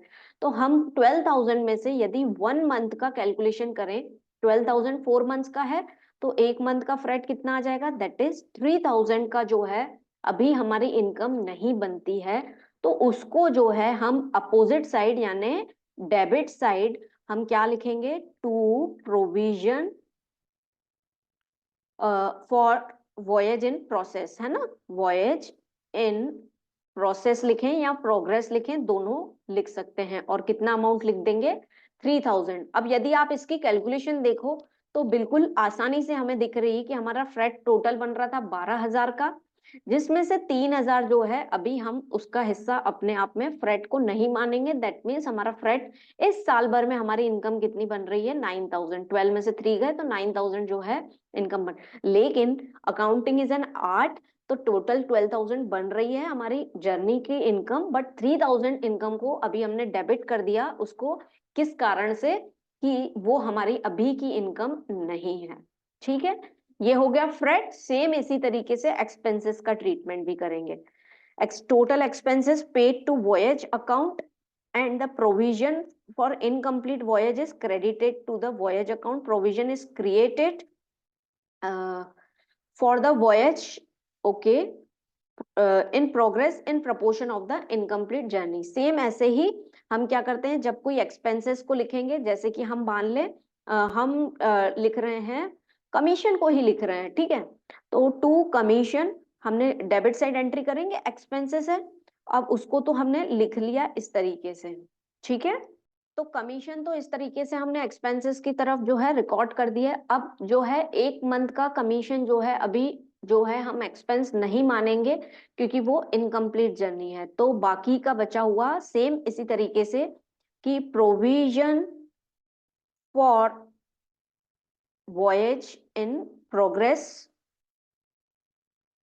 और बाकी का बचा हुआ एक मंथ का अमाउंट जो है हम यहाँ पे लिख देंगे। तो इसी तरीके से जो है जब जर्नी इनकम्प्लीट होती है, इन प्रोग्रेस या इन प्रोसेस होती है, तब जो है हम जितने अमाउंट की जर्नी जो है हमने नहीं की है उतना हिस्सा जो है हम अपोजिट साइड एंट्री करते हैं, ठीक है। तो ये जो है अकाउंटिंग प्रोसीजर होता है वॉयज अकाउंट का। अब सेम इसका अकाउंटिंग फॉर्मेट जो है वो कैसे बनता है, तो फॉर्मेट की यदि हम बात करें वॉयज अकाउंट की, तो particulars amount for the debit and credit, और इस तरीके से आपके एक्सपेंसेस और इनकम जो है रिकॉर्ड किए जाते हैं। जैसे कोल है, स्टॉक उसका है, ओपनिंग दिया है, परचेज दिया है, और या तो आप यहीं पे उसका क्लोजिंग स्टॉक लेस कर देंगे, या फिर एक अच्छा तरीका ये है कि आप उसकी क्रेडिट साइड एंट्री शो कर दें। फिर जितने भी एक्सपेंसेस हमने डिस्कस किए है ना, ये सब आ जाएंगे आपके commission, brokerage, insurance premium, salary, store depreciation, और ये आ गया आपका to provision for incomplete voyage. Usually जो है ये फ्रेट के मामले में ही होता है, एक्सपेंसेस के मामले में नहीं दिया जाता है। यदि ऐसा है तो हमने to provision for incomplete voyage, और यहाँ पे जो है हम फ्रेट का अमाउंट जो है लिख देंगे, ठीक है। और इसी साइड जो है हमारी इनकम आ गई by freight, primage and passage money, और यदि कोई एक्सपेंसेस होगा जो कि इनकम्प्लीट जर्नी में शो हो रहा है तो by provision for incomplete journey, इस तरीके से जो है हम शो कर देंगे। ठीक है, फिर क्रेडिट टोटल कर देंगे, क्रेडिट माइनस डेबिट, तो जो है आपका नेट प्रॉफिट या नेट लॉस आ जाएगा, और उसको जो है हम प्रॉफिट एंड लॉस अकाउंट में ट्रांसफर कर देंगे एट द ईयर एंड पे। ठीक है, तो इस तरीके से वॉयज अकाउंट बनता है। हम जो है एक्सपेंसेस ऑलरेडी हमने डिस्कस कर लिए हैं, तो इसको अलग से जो है याद रखने की जरूरत नहीं है। एक्सपेंसेस डिस्कस कर लिए, जितने भी एक्सपेंसेस आएंगे उसको हम डेबिट करेंगे, जो भी इनकम आएगी उसको हम क्रेडिट करेंगे। यदि एग्जामिनेशन की बात करें तो सिंपल क्वेश्चन पूछा जाता है, तो एक क्वेश्चन जो है हम सॉल्व करके देखते हैं ताकि जो है हमें क्लैरिटी हो जाए over the concept. Yes, question हमारे सामने है एसएस जलपरी के नाम से। ओके, रीड करते हैं क्वेश्चन को। SS Jalpari commenced a voyage on 1 October 2009 पे जो है जर्नी स्टार्ट हुई है from Bhavnagar to London and back, Bhavnagar से लंदन और फिर वापसी की भी जर्नी होगी। The voyage was completed on 30 November 2009, और वॉयज जर्नी कब कंप्लीट होगी? अक्टूबर 1 से लेकर 30 अप्रैल तक, यानी हमारा वॉयज जर्नी जो है 2 मंथ्स का हुआ, अक्टूबर का पूरा month and November. It carried a consignment of tea and its outward journey of and outward journey में वो टी ले जा रही है, और जब वापस आएगी end of machinery on its return journey पे जो है कोई मशीनरी लेकर आएगी। ठीक है, the ship was insured and annual premium was ₹12,000। Ship जो है इंश्योरेंस किया हुआ है और उसका एनुअल प्रीमियम की वैल्यू दी हुई है, that is 12,000। Prepare voyage account from the following particulars. Freight दिया हुआ है हमें, आउटवर्ड एंड रिटर्न का, port dues, bunker charges, wages, salary, stores, sundry expenses, passage money receive, light rate charges, depreciation, address commission दी हुई है आपको 5% outward पे एंड 4% रिटर्न पे। ठीक है, प्राइमेज दिया है, manager is entitled to 5% commission on the profit earn after charging such commission, यानी मैनेजर की कमीशन दी हुई है जैसे हमने फाइनल अकाउंट्स में निकाली थी आफ्टर चार्जिंग सच कमीशन, वैसे ही हम मैनेजर की कमीशन निकाल लेंगे। Stores and coal in hand were valued at ₹1500 on 30 November, last date पे आपके पास स्टॉक बचा हुआ है तो वो भी जो है मेंशन किया है। तो सबसे पहले वॉयज अकाउंट बनाना है तो उसका फॉर्मेट आ जाएगा particular amount and particular amount, particular और ये हो गया आपका डेबिट और ये हो गया आपका क्रेडिट साइड। अब डेबिट साइड पे पूरे के पूरे एक्सपेंसेस को रिकॉर्ड कर देंगे और क्रेडिट साइड पे हमारी इनकम को लिख देंगे। तो सबसे पहले आ जाएगा आपका वॉयज अकाउंट। ओके, और आपकी जर्नी डेट जो है वो लिख सकते हैं फ्रॉम 1 अक्टूबर टू 30 नवंबर, और हम यहाँ पे हमारे समझने के लिए लिख लेते हैं 2 मंथ्स की जर्नी है। ठीक है, अब सबसे पहले स्टार्टिंग से हम चलें तो सबसे पहले हमें कौन सा एक्सपेंस दिया गया है, that is of insurance premium, और वो कितना है 12,000। तो इंश्योरेंस प्रीमियम को लिखेंगे, लेकिन हम 12,000 रिकॉर्ड करेंगे क्या इंश्योरेंस प्रीमियम को? नहीं, क्यों? क्योंकि हमारी जो वॉयज रही है वो कितने मंथ्स की रही है? 12 मंथ्स की, और इंश्योरेंस प्रीमियम पूरे साल भर का दिया हुआ है, तो हम उतना ही निकालेंगे जितना उस जर्नी का बनता है। तो 12,000 जो है आपका इंश्योरेंस जो है दैट इज ऑफ 12 मंथ्स, तो 2 मंथ्स का कितना हो जाएगा? तो दैट इज 2,000 रुपीज जो है आपका इंश्योरेंस प्रीमियम आ जाएगा। फिर बढ़ते हैं आगे, फर्स्ट पे फ्रेट अर्न, यानी ये आपकी इनकम दी हुई है आउटवर्ड के लिए भी और रिटर्न के लिए भी, तो इसको हम रिकॉर्ड कर लेते हैं बाय फ्रेट। ओके, अलग से लिख लेते हैं, दोनों को साथ में भी लिख सकते हैं हम लोग, अलग से लिख लेते हैं, दैट इज 50,000, और बाय फ्रेट, और इनवर्ड का जो है यदि उसको हम लिखें दैट इज 35,000। इस तरीके से इनकम रिकॉर्ड हो जाएगी। फिर बढ़े हम आगे थर्ड पे, पोर्ट ड्यूज यानी पोर्ट चार्जेस दिए गए हैं, तो टू पोर्ट चार्जेस, और that is how much, that is 2,500 rupees दिए गए हैं। फिर बंकर कॉस्ट दिया गया है 15,000, तो टू बंकर कॉस्ट, जैसे हमारा पीएनएल बनता है वैसे ही बनाएंगे, एक्सपेंसेस को डेबिट करेंगे, इनकम को क्रेडिट करेंगे। फिर वेजेस एंड सैलरी दी हुई है आपको ₹25,000, तो टू वेजेस एंड सैलरीज, और उसको रिकॉर्ड कर देते हैं हम 25,000। ठीक है, फिर आ जाता है आपका स्टोर्स, दैट इज 8400। तो 2 स्टोर्स दैट इज 8400। अब आपको जो स्टोर्स का ये 8400 अमाउंट दिया गया है, इसमें लास्ट में हमें स्टोर्स का इन हैंड वैल्यू भी दी हुई है, तो या तो हम इसमें से लेस कर दें या उसको क्रेडिट साइड लिख देंगे। तो हम लोग उसको क्रेडिट साइड लिखेंगे, जैसे हम ट्रेडिंग अकाउंट में क्लोजिंग स्टॉक को लिखते हैं, ठीक है। तो 2 सन्ड्री एक्सपेंसेस, नेक्स्ट एक्सपेंस की यदि बात करें तो सन्ड्री एक्सपेंसेस कितने हैं हमारे 2500 शो हो रहे हैं, okay. Then passage money, passengers को भी लेके गए थे तो उससे उनको कितना अर्न हो रहा है by passage money, that is 5000 rupees, okay. Then light rate charges, छोटी छोटी शिप्स को जो लोडिंग अनलोडिंग में यूज हुई हैं, तो that is known as light rate charges, that is कितना है 3300, उसको लिख देते हैं। फिर आता है आपका डेप्रिसिएशन, एनुअल डेप्रिसिएशन दिया है 48000। तो क्या डेप्रिसिएशन पूरा ले लेंगे क्या? नहीं लेंगे, हम कितना लेंगे ऑफ 2 मंथ्स। तो 2 मंथ्स का डेप्रिसिएशन कितना हो जाएगा, यहाँ कैलकुलेट यदि कर ले 48000 डिवाइडेड बाय 12 इंटू 2, तो ये कितना आ जाएगा आपका, यस 12 6 जा 6 8 जा 8000, ठीक है। फिर जो है कमीशन, कमीशन आउटवर्ड के लिए 5% एंड इनवर्ड रिटर्न के लिए 4%, तो 2। और कमीशन जो है दोस्तों किस पे निकलता है, कमीशन जो है आपका फ्रेट पे निकलता है, और जो है हमारा प्राइमेज यदि है क्वेश्चन में तो उस पे निकलता है। तो प्राइमेज है क्या देखें यदि हम, तो यस प्राइमेज उसके नेक्स्ट में ही दिया हुआ है, तो पहले प्राइमेज निकाल लेते हैं ताकि फिर कमीशन जो है हम निकाल लें। और यदि थ्योरी आती है तो थ्योरी में आपको मेंशन करके आना है कमीशन जो है किस पे चार्ज होता है, ठीक है। क्वेश्चन स्पेसिफाई करता है तो अलग बात है कि इस पे निकालना है, और क्वेश्चन मेंशन नहीं करता है तो हमें फ्रेट और प्राइमेज दोनों को लेना है। अब प्राइमेज क्या दिया हुआ है आपको 5% फ्रेट का, तो फ्रेट कितना है आपका 50,000 पहला वाला, उस पे 5%, और दूसरा फ्रेट कितना है इनवर्ट का यदि हम बात करें तो 35,000 का 5%। तो निकाल लीजिए, दोनों को कैलकुलेट करते हैं। 50,000 इंटू 5/100 करिए कैलकुलेट, तो ये आपका आ रहा है 2500, ठीक है। और 35,000 का 5%, तो ये आ जाएगा आपका 1750, ठीक है। और इसको टोटल करें यदि हम, तो ये कितना हो रहा है 4250 जो है इसका टोटल हो रहा है, ठीक है। अब कमीशन निकाल लें, तो कमीशन जो है पहले वाले पे फ्रेट कितना है 50,000, ये रहा हमारा फ्रेट, और इस पे प्राइमेज कितना है 2500।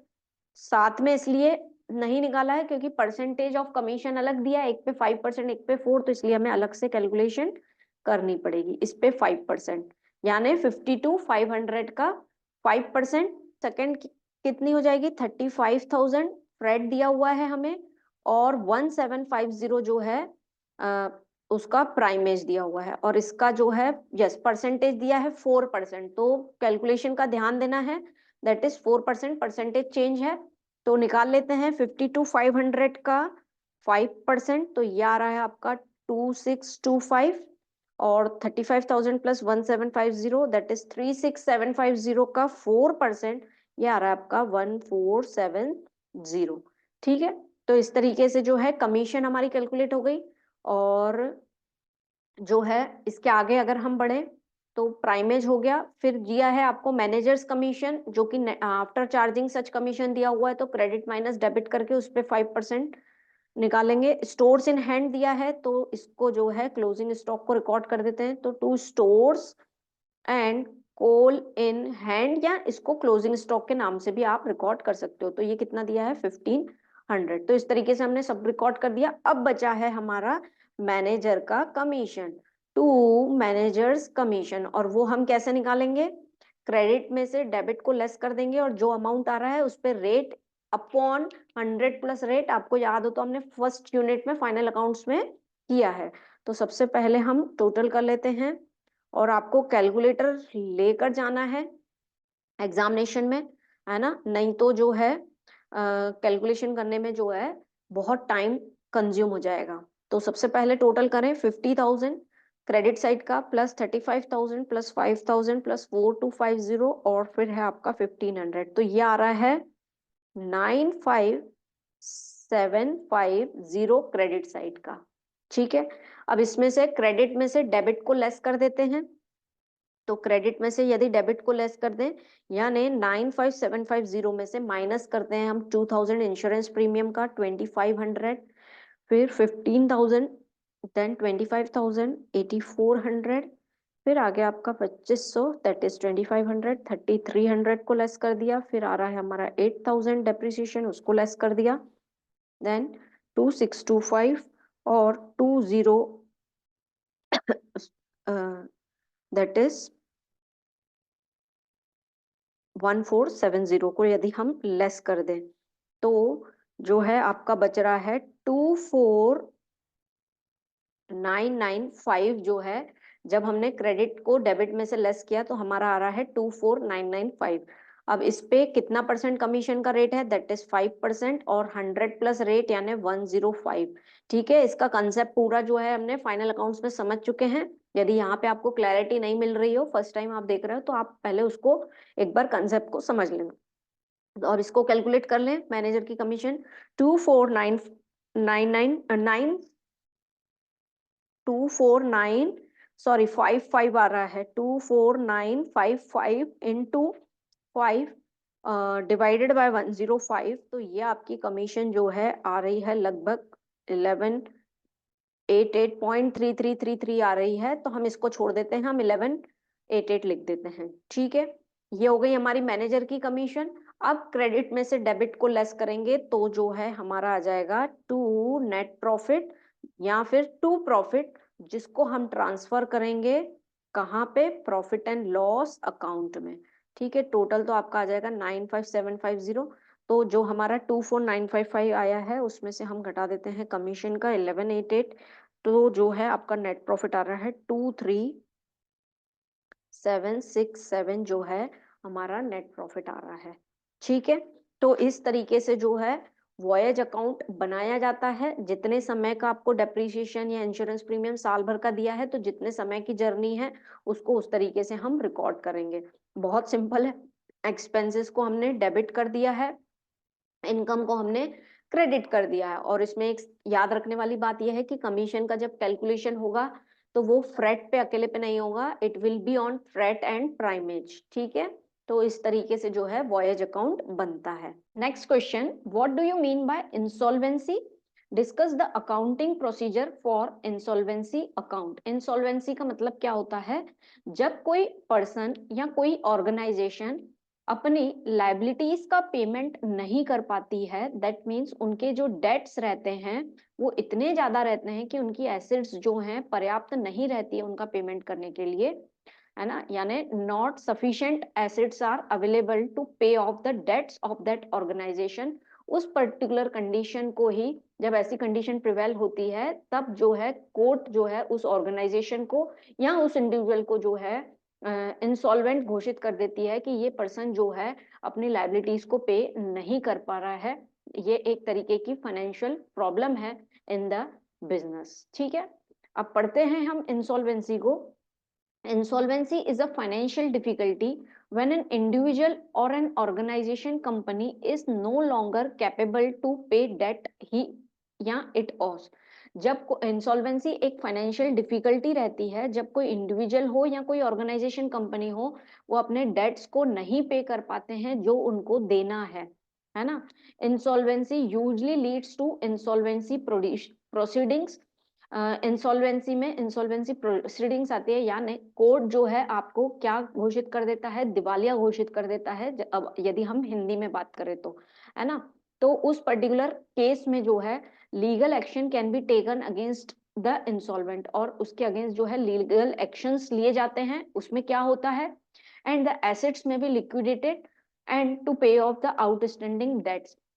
उस केस में जब यदि कोर्ट ने आपको या ऑर्गेनाइजेशन को दिवालिया घोषित कर लिया है, तो कोर्ट जो है पूरी की पूरी एसेट्स जो हैं उस कंपनी की, उस ऑर्गेनाइजेशन की जब्त कर लेती है और उसको जो है फिर लिक्विडेट करती है, यानी उसको बेचती है, और उससे जो अमाउंट मिलता है तो उससे लाइबिलिटीज का जो है पेमेंट करती है है ना, जितना कर पाई, क्योंकि लाइबिलिटीज बहुत ज्यादा रहती हैं, एसेट्स कम रहती हैं, इसलिए ही इंसॉल्वेंसी की कंडीशन बनती है। तो कोर्ट क्या करती है, पूरा का पूरा एक ऑफिसर अपॉइंट कर लेती है, पूरी की पूरी एसेट्स जो है उसकी जब्त कर लेती है, फिर उसको बेचती है, फिर जिनको पहले पे करना रहता है, जिनको प्रायोरिटी रहती है, उन लाइबिलिटीज को पे किया जाता है और बाकी सबको पे नहीं किया जाता है। इसी को ही कहा जाता है इंसॉल्वेंसी की कंडीशन। ठीक है, इसमें क्या होता है, it is an act by which debtor can not पे हिज डेट्स और डिस्चार्ज हिज लाइबिलिटी। ये ऐसी कंडीशन होती है जिसमें डेटर जो पर्सन है वो अपने डेट्स को यानी लाइबिलिटीज को जो है पे नहीं कर पाता है, डिस्चार्ज नहीं कर पाता है। इन सर्टन सर्कमस्टेंसेस, इस पर्टिकुलर सर्कमस्टेंसेस में court take position of his property through an officer appointed. Court क्या करता है, पोजीशन लेता है, उसकी प्रॉपर्टी जब्त कर लेता है ऑफिसर अपॉइंट करके, for the same and such properties released and distributed in equal proportion amongst the person. और फिर उसी प्रॉपर्टी को जो है डिस्ट्रीब्यूट किया जाता है उन लोगों को जिनको जो है पैसे देने थे। फॉर एग्जाम्पल, किसी का पेमेंट जो है ड्यू है, आपने किसी से लोन लिया था, आप पे नहीं कर पा रहे, तो कोर्ट जो है आपकी एसेट बेचकर जो अमाउंट उससे मिलेगा वो सामने वाले को देंगे। This is the condition of insolvency. ठीक है, अब दोस्तों इंसॉल्वेंसी जो है दो एक्ट से रन करती है। Insolvency is governed by two acts. यदि हम बात करें हमारी इंडिया में तो इंसॉल्वेंसी जो है दो एक्ट से गवर्न करती है, जिनका नाम है प्रेसिडेंसी टाउन्स इंसॉल्वेंसी एक्ट 1909 और दूसरा जो है प्रोविजनल इंसॉल्वेंसी एक्ट 1920। इसका मतलब इनमें डिफरेंस कुछ मेजर नहीं है, रूल्स इंसॉल्वेंसी के सेम है, लेकिन सिटी की वजह से यदि आप में से कोई इंसॉल्वेंट हो रहा है, कोई ऑर्गेनाइजेशन, कोई individual, and they belong to, यदि हम बात करें दिल्ली से हैं, यदि वो मुंबई, कोलकाता, या फिर हम बोले मद्रास, इन चार सिटीज में से यदि कोई है तो जो है प्रेसिडेंसी टाउन्स चलेगी, और रेस्ट ऑफ द इंडिया में जो है प्रोविजनल इंसॉल्वेंसी एक्ट चलेगी। थोड़ा सा रूल्स टर्म्स अलग हैं रिगार्डिंग द सिटी के कारण। तो जो है इंडिया में इंसॉल्वेंसी की दो एक्ट चलती है, presidency towns insolvency act and provisional ही। यहाँ पे एक चीज आपको ध्यान देना है, एग्जाम में ऑब्जेक्टिव के वे में पूछ लिया जाता है कि प्रेसिडेंसी टाउन इंसॉल्वेंसी एक्ट का ईयर क्या है। ठीक है, पहली बात ये, यहाँ प्रोविजनल का ईयर पूछ लिया जाएगा, इसके अलावा या फिर ये किन सिटीज के लिए एप्लीकेबल होती है, इस तरीके के ऑब्जेक्टिव्स जो हैं पूछे जाते हैं, तो आपको पता होना चाहिए। ठीक है, अब बढ़े हम इंसॉल्वेंसी अकाउंट की तरफ, इसके अकाउंटिंग प्रोसीजर। तो इसको समराइज यदि हम करें तो इंसॉल्वेंसी ऐसी कंडीशन होती है वहां पे वो पर्सन या वो ऑर्गेनाइजेशन जो है अपने डेट्स को पे नहीं कर पाती है। उस केस में कोर्ट जो है एक ऑफिसर अपॉइंट करता है उनके बिहाफ पे, जो कि पूरी की पूरी एसेट्स को जो है सीज कर लेता है और उसको फिर बेचता है और इक्वल प्रोपोर्शन में फिर लोगों को डिस्ट्रीब्यूट करता है जिनको देना था अमाउंट, है ना, जिनकी लाइबिलिटी थी उस पर्सन के ऊपर। तो इसी को ही कहते हैं इंसॉल्वेंसी, और ये दो एक्ट से गवर्नड है, प्रेसिडेंसी एंड प्रोविजनल। ईयर आपको याद रखना है बहुत अच्छे से, 1909 एंड 1920। 2021 की एग्जाम में भी ये पूछा गया था ऑब्जेक्टिव। ठीक है, दोस्तों अब यदि हम बात करें इंसॉल्वेंसी के केस में, तो इंसॉल्वेंसी के केस में यूजुअली जो है दो स्टेटमेंट्स या फिर दो तरीके के अकाउंट्स बनाए जाते हैं। पहला है statement of affairs as on date of order, यानी स्टेटमेंट ऑफ अफेयर्स बनाया जाता है जिस दिन आपको कोर्ट ने इंसॉल्वेंट जो है घोषित कर दिया है, यानी ऑर्डर दे दिया है इंसॉल्वेंसी का, तो उस दिन आपको स्टेटमेंट ऑफ अफेयर्स बनाकर जो है कोर्ट में सबमिट करने रहता है।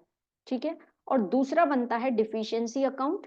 तो स्टेटमेंट ऑफ अफेयर्स क्या होता है, ये एक तरीके का जो है आपकी बैलेंस शीट ही होती है, जिसमें जो है हम उस पर्टिकुलर दिन जो है क्या आपकी लाइबिलिटीज की कंडीशन है और क्या आपकी एसेट्स की कंडीशन है वो हम मेंशन करते हैं स्टेटमेंट ऑफ अफेयर्स के थ्रू। इसका फॉर्मेट जो है कुछ लाइबिलिटीज एसेट्स जैसा ही बनता है, पर उसमें आइटम्स जो हैं, कॉलम्स जो हैं थोड़े से चेंज। यहाँ पे ग्रॉस लाइबिलिटी आ जाती है, यहाँ पे लाइबिलिटीज, एक्सपेक्टेड टू रैंक क्या होता है वो हम देखेंगे, एंड एक्सपेक्टेड टू प्रोड्यूस। और एसेट्स का कॉलम है और लाइबिलिटीज का कॉलम है। अब ये लाइबिलिटीज जो है हम ऐसे नहीं लिखेंगे कि जैसे हम वहां बैलेंस शीट में अकॉर्डिंग टू लिक्विडिटी लिख देते थे कि पहले जो है जिनको ज्यादा देना है वो दे दिया। इसमें जो है लाइबिलिटीज के लिए जो है लिस्ट दी प्रोवाइड की गई है, उस लिस्ट के अकॉर्डिंग जो है हम लाइबिलिटीज को फिल करेंगे। सेम ऐसे ही एसेट्स के लिए भी लिस्ट दी गई है, उसको जो है हम एसेट्स के अंडर लिखेंगे। अब क्या है ये लिस्ट, इसका कौन कौन से आइटम्स इसमें इंक्लूड होंगे और किस तरीके से लिखाएंगे इसको हम एक बार देख लेते हैं, बट हमें जो है स्पेस रिक्वायर्ड रहेगी, यहाँ पे इतने में कंप्लीट नहीं होगा। ओके, तो हम ऊपर वाला आइटम हटा देते हैं ताकि जो है हमारा फॉर्मेट बढ़ जाए। ठीक है, तो स्टेटमेंट ऑफ अफेयर्स जो है इस तरीके से हमारे पास सफिशिएंट स्पेस है अब आइटम्स लिखने के लिए। ठीक है, किस तरीके से लिखाएगा, तो जैसे कि मैंने आपसे बात की थी कि लिस्ट जो है उसके अकॉर्डिंग जो है हम लाइबिलिटीज को रिकॉर्ड करते हैं। तो सबसे पहला, यस आप भी बनाते जाइए ताकि जब हम लिखते हैं तब हमको याद भी होते जाता है, क्योंकि ये क्वेश्चंस जो है मोस्टली थ्योरेटिकल वे में ज्यादा पूछे जाता है। ठीक है, तो हमें पता होना चाहिए कि कौन सी लिस्ट में कौन से आइटम्स आते हैं। तो सबसे पहले आप लिखिए unsecured unsecured creditors as per list A. List A के हिसाब से अनसिक्योर्ड क्रेडिटर्स आप लिखेंगे। अब उसमें कौन कौन आ जाता है, तो इसमें आ जाएगा आपका ट्रेड क्रेडिटर्स, ठीक है, या फिर बिल्स पेबल आ जाएगा आपका। और इसके अलावा जो है लोन फ्रॉम वाइफ, यदि किसी पर्सन ने अपनी वाइफ से लोन लिया है तो वो भी इसमें इंक्लूड हो जाएगा। लोन फ्रॉम वाइफ का मतलब ये होगा कि वाइफ को जो है at the time of marriage जो उनको दहेज मिला था जिसको बोलते हैं स्त्री धन, यदि उसमें से उसने हस्बैंड को लोन दिया है बिजनेस चलाने के लिए, यदि वो भी है तो वो अनसिक्योर्ड क्रेडिटर्स में आएगा अकॉर्डिंग टू लिस्ट ए। ठीक है, तो ये आ जाएगा। पहले हम आइटम्स डिस्कस कर लेते हैं, उसको लिखते कैसे हैं वो हम बाद में देखेंगे। फिर सेकेंड जो है आती है आपकी fully secured creditors as per list B. ठीक है, ये लिस्ट बी है। लिस्ट बी में लिस्ट ए में पूरे के पूरे अनसिक्योर्ड क्रेडिटर्स यानी उनके ऊपर कोई सिक्योरिटी नहीं दी गई है तो उनको पेमेंट मिलने में टाइम लग सकता है। लेकिन सेकंड लिस्ट बी यानी फुल्ली सिक्योर्ड क्रेडिटर्स यानी जिनके ऐसी लाइबिलिटीज जिनके एवज पे जो है हमने कुछ ना कुछ सफिशिएंट जो है कोई ना कोई एसेट्स को जो है गिरवी रखा होगा यानी सिक्योर किया होगा किसी एसेट्स के बिहाफ पे, है ना, वो आ जाएंगे आपके फुल्ली सिक्योर्ड क्रेडिटर्स में। फॉर एग्जांपल आपके कोई ऐसे देनदार थी, ऐसी लाइबिलिटी थी जिसको आपने बोला कि यदि मैं पे नहीं कर पाया तो मैं आपको अपनी बिल्डिंग दे दूंगा, है ना, या अपनी मशीनरी दे दूंगा, यानी वो जो है आपने गिरवी रख ली थी आपकी बिल्डिंग या मशीनरी उस लाइबिलिटी के लिए, तो that will be fully secured creditors. फिर थर्ड आते हैं आपके पार्टली सिक्योर्ड क्रेडिटर्स।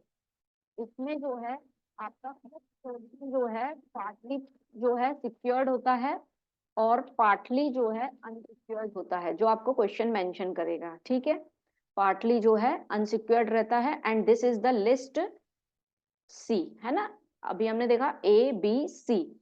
अब हम बात करते हैं as per list D that are the preferential creditors, और ये आते हैं आपके लिस्ट डी में, और जिसको यूजुअली अलग से भी पूछ लिया जाता है कि प्रेफरेंस क्रेडिटर्स को एक्सप्लेन कीजिए। दैट मीन्स इनको जो है पेमेंट के समय जो है प्रायोरिटी दी जाती है कि सबसे पहले जो है इनको पेमेंट दिया जाए, पहले सिक्योर्ड को दे दिया जाता है, उसके बाद प्रेफरेंशियल क्रेडिटर्स की पेमेंट के समय जो है इनको प्रायोरिटी दी जाए, उन्हीं को ही हम कहेंगे दे आर प्रेफरेंशियल क्रेडिटर्स। चाहे तो आप एक लाइन लिख लीजिए दे हैव, क्योंकि ये थ्योरी में पूछ लिया जाता है, priority over payment over the other creditors. दूसरे क्रेडिटर्स से पहले जो है आपको जो है इनको प्रायोरिटी दी जाती है, they are known as preferential creditors. अब इसमें प्रेफरेंशियल क्रेडिटर्स में कितना प्रेफरेंस दिया जाता है उन क्रेडिटर्स को या उन देनदारों को, इसके लिए अलग से लिस्ट भी बनाई गई है, जिसको अभी हम देख लेते हैं, है ना। ये लाइबिलिटीज में list A B C D हमने डिस्कस कर ली। अब फिर आते हैं हम प्रेफरेंशियल को, अभी हम डिटेल में देखेंगे। फिर लिस्ट डी हो गई, देन कम्स हम लिस्ट ई की। तो एसेट्स में लिस्ट ई से स्टार्ट होता है और इसमें सबसे पहले आ जाती है आपकी प्रॉपर्टी। अब इसमें कौन सी प्रॉपर्टी को आप लोगे, तो ऑल एसेट्स एक्सेप्ट, किनको नहीं लेना है वो चीज हम लिखेंगे, एक्सेप्ट डेटर्स, जो भी आपके डेटर्स हैं, बिल्स पेबल हैं, ओ सॉरी बिल्स रिसीवेबल्स आ जाएंगे यहाँ पे, asset side debtors, bills receivable and assets kept as security. Okay अब लिस्ट ए में, लिस्ट ई में आपको सभी प्रॉपर्टीज को लिखना है, जैसे कि लैंड, बिल्डिंग, मशीनरी सब लिखना है, लेकिन उसमें डेटर्स को नहीं लिखना है, बिल्स रिसीवेबल्स को नहीं लिखना है, और ऐसी एसेट्स को नहीं लिखना है जो सिक्योरिटी यानी किसी लोन के एवज पे जो है मॉर्गेज या लोन वे में सिक्योर्ड वे में रखी हुई हो। जैसे कि यहाँ पे अगर प्लांट एंड मशीनरी सिक्योर्ड वे में रखी गई है तो वो यहाँ पे हम इंक्लूड नहीं करेंगे, ठीक है। तो जो है ये आ जाएगा आपका लिस्ट जो है ई में। अब हम बात करें लिस्ट एफ की, तो लिस्ट एफ में जो है आपके आ जाएंगे डेटर्स। अब डेटर्स में जो है आप क्या क्या चीजें इंक्लूड करोगे, ये आ जाएंगे आपके गुड डेटर्स, जो बहुत अच्छे हैं, जिनसे आपको पूरा का पूरा पेमेंट मिलेगा। फिर डाउटफुल डेटर्स की जिनके ऊपर आपको डाउट है कि ये हमको पेमेंट देंगे कि नहीं देंगे। और तीसरा जो है आ जाएगा बैड डेट्स, जिनसे आपको पैसा कभी मिलेगा ही नहीं, they will be covered under list F, ठीक है। डेटर्स को जो है क्या कहा जाता है, एक और नाम से कहा जाता है, दैट इज बुक डेट्स, ठीक है, ये आपको याद रखना है। फिर आती है आपकी लिस्ट ई एफ हो गया, हम लिस्ट जी। अब इसमें आ जाता है आपके बिल्स ऑफ एक्सचेंज, यानी जो हमने ए में बिल्स रिसीवेबल्स वगैरह नहीं लिखे थे, वो सब पूरे के पूरे जो है इसमें आ जाएंगे, ठीक है, पूरे के पूरे इसमें आ जाएंगे। तो ये हो गई आपकी लिस्ट ई एफ जी। और फिर आती है आपकी लिस्ट एच, ठीक है। अब लिस्ट एच जो है हमको बनानी पड़ती है बाय वे ऑफ, जो हमने बात की थी, जो दो स्टेटमेंट बनते हैं, तो वो लिस्ट एच जो है आपकी डिफिशियंसी अकाउंट से जो है बनती है। तो डिफिशियंसी अकाउंट में जो है हम निकालेंगे अमाउंट ऑफ डिफिशियंसी, यानी कितनी कमी आ रही है कि हमें लोगों को पे करना है, कितना नुकसान हो रहा है, तो वो आता है लिस्ट एच, जो हम डिफिशियंसी अकाउंट बना के कर सकते हैं, ठीक है। तो हमने डिस्कस की list A B C D liabilities side, फिर list E F G H जो कि एसेट साइड बनती है, ठीक है। एक बार इसको रिवाइज कर लेते हैं। लिस्ट ए में आते हैं आपके अनसिक्योर्ड क्रेडिटर्स, ठीक है। लिस्ट बी में जो है आपके आते हैं सिक्योर्ड क्रेडिटर्स। देन लिस्ट सी में आते हैं, सॉरी इसको बी कर देते हैं, फिर लिस्ट सी में आते हैं आपके पार्शियली सिक्योर्ड क्रेडिटर्स। और फोर्थ में आते हैं प्रेफरेंशियल, जिनको प्रेफरेंस दिया जाता है, प्रायोरिटी दी जाती है पेमेंट के लिए, ठीक है। फिर लिस्ट ई में जो है आपकी आ जाती है प्रॉपर्टी, सभी एसेट्स आ जाती हैं इंक्लूड एक्सेप्ट डेटर्स और बिल्स रिसीवेबल्स, इनको हटा देंगे, यानी इसमें आपके इन्वेस्टमेंट हो या फिर कोई कैश हो, बैंक बैलेंस हो, सभी कुछ जो है इसमें इंक्लूड रहता है, ठीक है। फिर लिस्ट एफ में आप जो है डेटर्स के रिगार्डिंग जो है सभी अमाउंट्स इंक्लूड कर देते हैं, डेटर्स में भी गुड डेटर्स, डाउटफुल और बैड डेट्स सभी इसमें इंक्लूड कर देते हैं। देन लिस्ट सी में आपका बिल्स रिसीवेबल आ जाता है जी में, और एच में डिफिशियंसी आ जाती है। तो इस तरीके से पूरी की पूरी लिस्ट जो है हमने डिस्कस कर ली। प्रेफरेंशियल को डिटेल में अभी हम देख लेते हैं। और दूसरा, अब इसमें जो है पहले इसकी फिल कैसे करते हैं, ये तो हम आइटम्स लिखेंगे। अब इनको लिखने का तरीका क्या होता है, यदि हम एग्जाम्पल लें कि हमारे जो हैं ट्रेड क्रेडिटर्स दिए हैं सपोज 3000, है ना, जो कि अनसिक्योर्ड थे, अनसिक्योर्ड है, तो ग्रॉस लाइबिलिटी कितनी बन रही है, 3000 रुपीज की, ठीक है। अब अनसिक्योर्ड को रैंक कब दी जाएगी? वैसे ही हम एज्यूम कर लें कि जो सिक्योर्ड थे, दैट मीन्स 1000 रुपीज की लाइबिलिटी दी और इनकी सिक्योरिटी के एवज पे हमने कोई एसेट रख दिया था। फॉर एग्जाम्पल हमने कोई बिल्डिंग जो है गिरवी रख दी थी इन एसेट्स के बिहाफ पे, जिसकी वैल्यू थी 1200 रुपए, यानी ये 1000 जो है पूरी की पूरी लाइबिलिटी बन रही है, जो कि रिकवर हो जाएगी, है ना। और इस रिकवर हो जाएगी, इसका तो पेमेंट हमें मिलेगा ही मिलेगा, क्योंकि सिक्योर्ड है, बिल्डिंग को बेच के और उसका अमाउंट हासिल कर ले। लेकिन यहाँ पे ऐसी लाइबिलिटीज को लिखना है जिनकी लाइन लग सकती है, जिनकी रैंक लग सकती है आफ्टर पेमेंट ऑफ ऑल। तो 3000 जो है इधर भी अमाउंट आ जाएगा कि इनको जो है बाद में पेमेंट दिया जाएगा। और जो सिक्योर्ड वे में है, ग्रॉस लाइबिलिटी कितनी बन रही है, एक्चुअल लाइबिलिटी कितनी बन रही है, वो यहाँ लिखेंगे, और इनकी रैंकिंग लग सकती है वो हम इस साइड लिखते हैं। वैसे ही प्रॉपर्टी की बात करें तो सपोज आपकी कोई बिल्डिंग है जो किसी पे गिरवी नहीं है, कुछ भी नहीं है, वो बिल्डिंग आपने रिकॉर्ड की। अब इसकी बुक वैल्यू सपोज 12,000 है, यानी बिल्डिंग की वैल्यू 12,000 है, लेकिन आप जब उसको बेचोगे, क्योंकि इंसॉल्वेंसी की कंडीशन में जो है आपको उस समय ही बेचना पड़ता है, हो सकता है आपको उससे 10,000 ही मिले, तो वो अमाउंट जो है आपको यहाँ पर लिखना है, इसलिए उसको बोला गया है एक्सपेक्टेड टू प्रोड्यूस। यानी एसिड्स की वैल्यू कुछ भी हो, लेकिन उसको जब हम बेच रहे हैं तो कितना अमाउंट मिल रहा है, वो अमाउंट हम एक्सपेक्टेड टू प्रोड्यूस में लिखेंगे। फॉर एग्जांपल डेटर्स की वैल्यू हो सकता है 15,000 हो, लेकिन आपको उससे जो है 12,000 ही मिल रहे हो, तो वो आप लिखोगे एक्सपेक्टेड टू प्रोड्यूस में। कोई कोई यहाँ पे एक कॉलम बना लेता है जिसको लिखता है बुक वैल्यू, एसिड की बुक वैल्यू को रिकॉर्ड करता है, और एक्सपेक्टेड टू प्रोड्यूस। तो वो जरूरी नहीं है, यदि हमें ऐसा लगता है तो हम लिख सकते हैं। अब आपको थ्योरी बेस्ड पे क्वेश्चन स्टेटमेंट ऑफ अफेयर्स बना के बता दीजिए, तो आप बना के बता देंगे। आपसे पूछ लिया अनसिक्योर्ड क्रेडिटर्स जो हैं कौन सी लिस्ट में आते हैं, तो आपको याद रहेगा लिस्ट ए में। प्रेफरेंशियल क्रेडिटर्स किस लिस्ट में आते हैं, लिस्ट डी में। डेटर्स जो हैं किस लिस्ट में आते हैं, then they come in the list F. इस तरीके से क्वेश्चंस पूछ सकते हैं, ठीक है, ये थ्योरी बनती है। अब जो है हम प्रेफरेंशियल क्रेडिटर्स को डिटेल में एक बार देख लेते हैं, ताकि उससे रिलेटेड क्वेश्चन आता है तो वो हम कर ले। और एक बार डिफिशियंसी अकाउंट देख लेते हैं कि डिफिशियंसी अकाउंट में क्या क्या आइटम्स जो है मेंशन होता है वो, ठीक है। अब यदि हम बात करें प्रेफरेंशियल क्रेडिटर्स की, तो प्रेफरेंशियल क्रेडिटर्स क्या होते हैं, जैसे कि हमने लिखा कि इनको जो है क्या दिया जाता है, प्रेफरेंस दिया जाता है फॉर पेमेंट।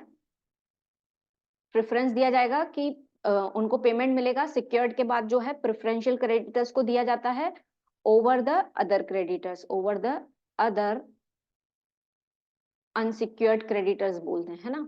दूसरे क्रेडिटर्स के बिहाफ पे इनको जो है प्रेफरेंस दिया जाएगा पेमेंट के लिए। तो अब इसका कुछ क्राइटेरिया दिया हुआ है according to presidency and provisional act जो हमने पढ़ा है, ठीक है। ये हम ये यहाँ पे लिख लेते हैं प्रेसिडेंसी एक्ट के अकॉर्डिंग एंड प्रोविजनल एक्ट के अकॉर्डिंग जो है कुछ क्राइटेरिया दिया है। सपोज यदि जो पर्सन इंसॉल्वेंट है उसका कोई अमाउंट जो है ड्यू है, अमाउंट ड्यू टू गवर्नमेंट, यानी गवर्नमेंट को कुछ पेमेंट देना है, जैसे कि लोकल गवर्नमेंट हो सकती है, स्टेट गवर्नमेंट, या कोई भी गवर्नमेंट को पेमेंट देना है। पेमेंट गवर्नमेंट को किस चीज का देते हैं, हम टैक्सेस देते हैं। तो उस केस में प्रेसिडेंसी के केस में कितना अमाउंट जो है प्रेफरेंस दिया जाएगा कि इनको पेमेंट दिया जाए, तो इसमें जो है फुल अमाउंट का जो है गवर्नमेंट को पैसा देना पड़ेगा।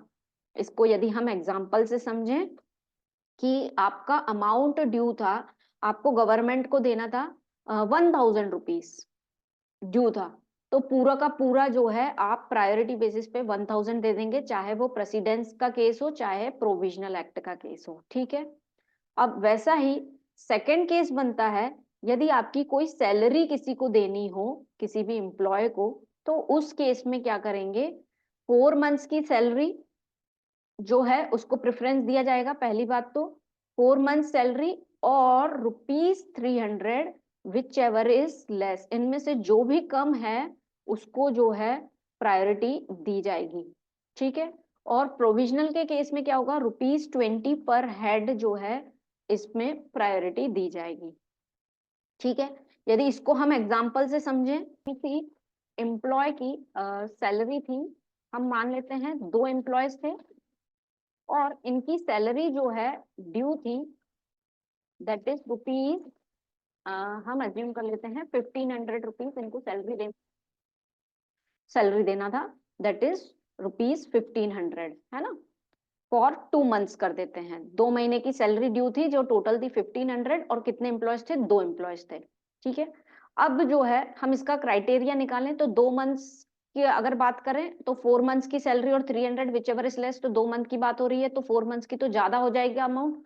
तो हम पहले तो सैलरी निकाल लें कि 300 जो है एक एम्प्लॉय की सैलरी, तो 2 की कितनी हो जाएगी, 600।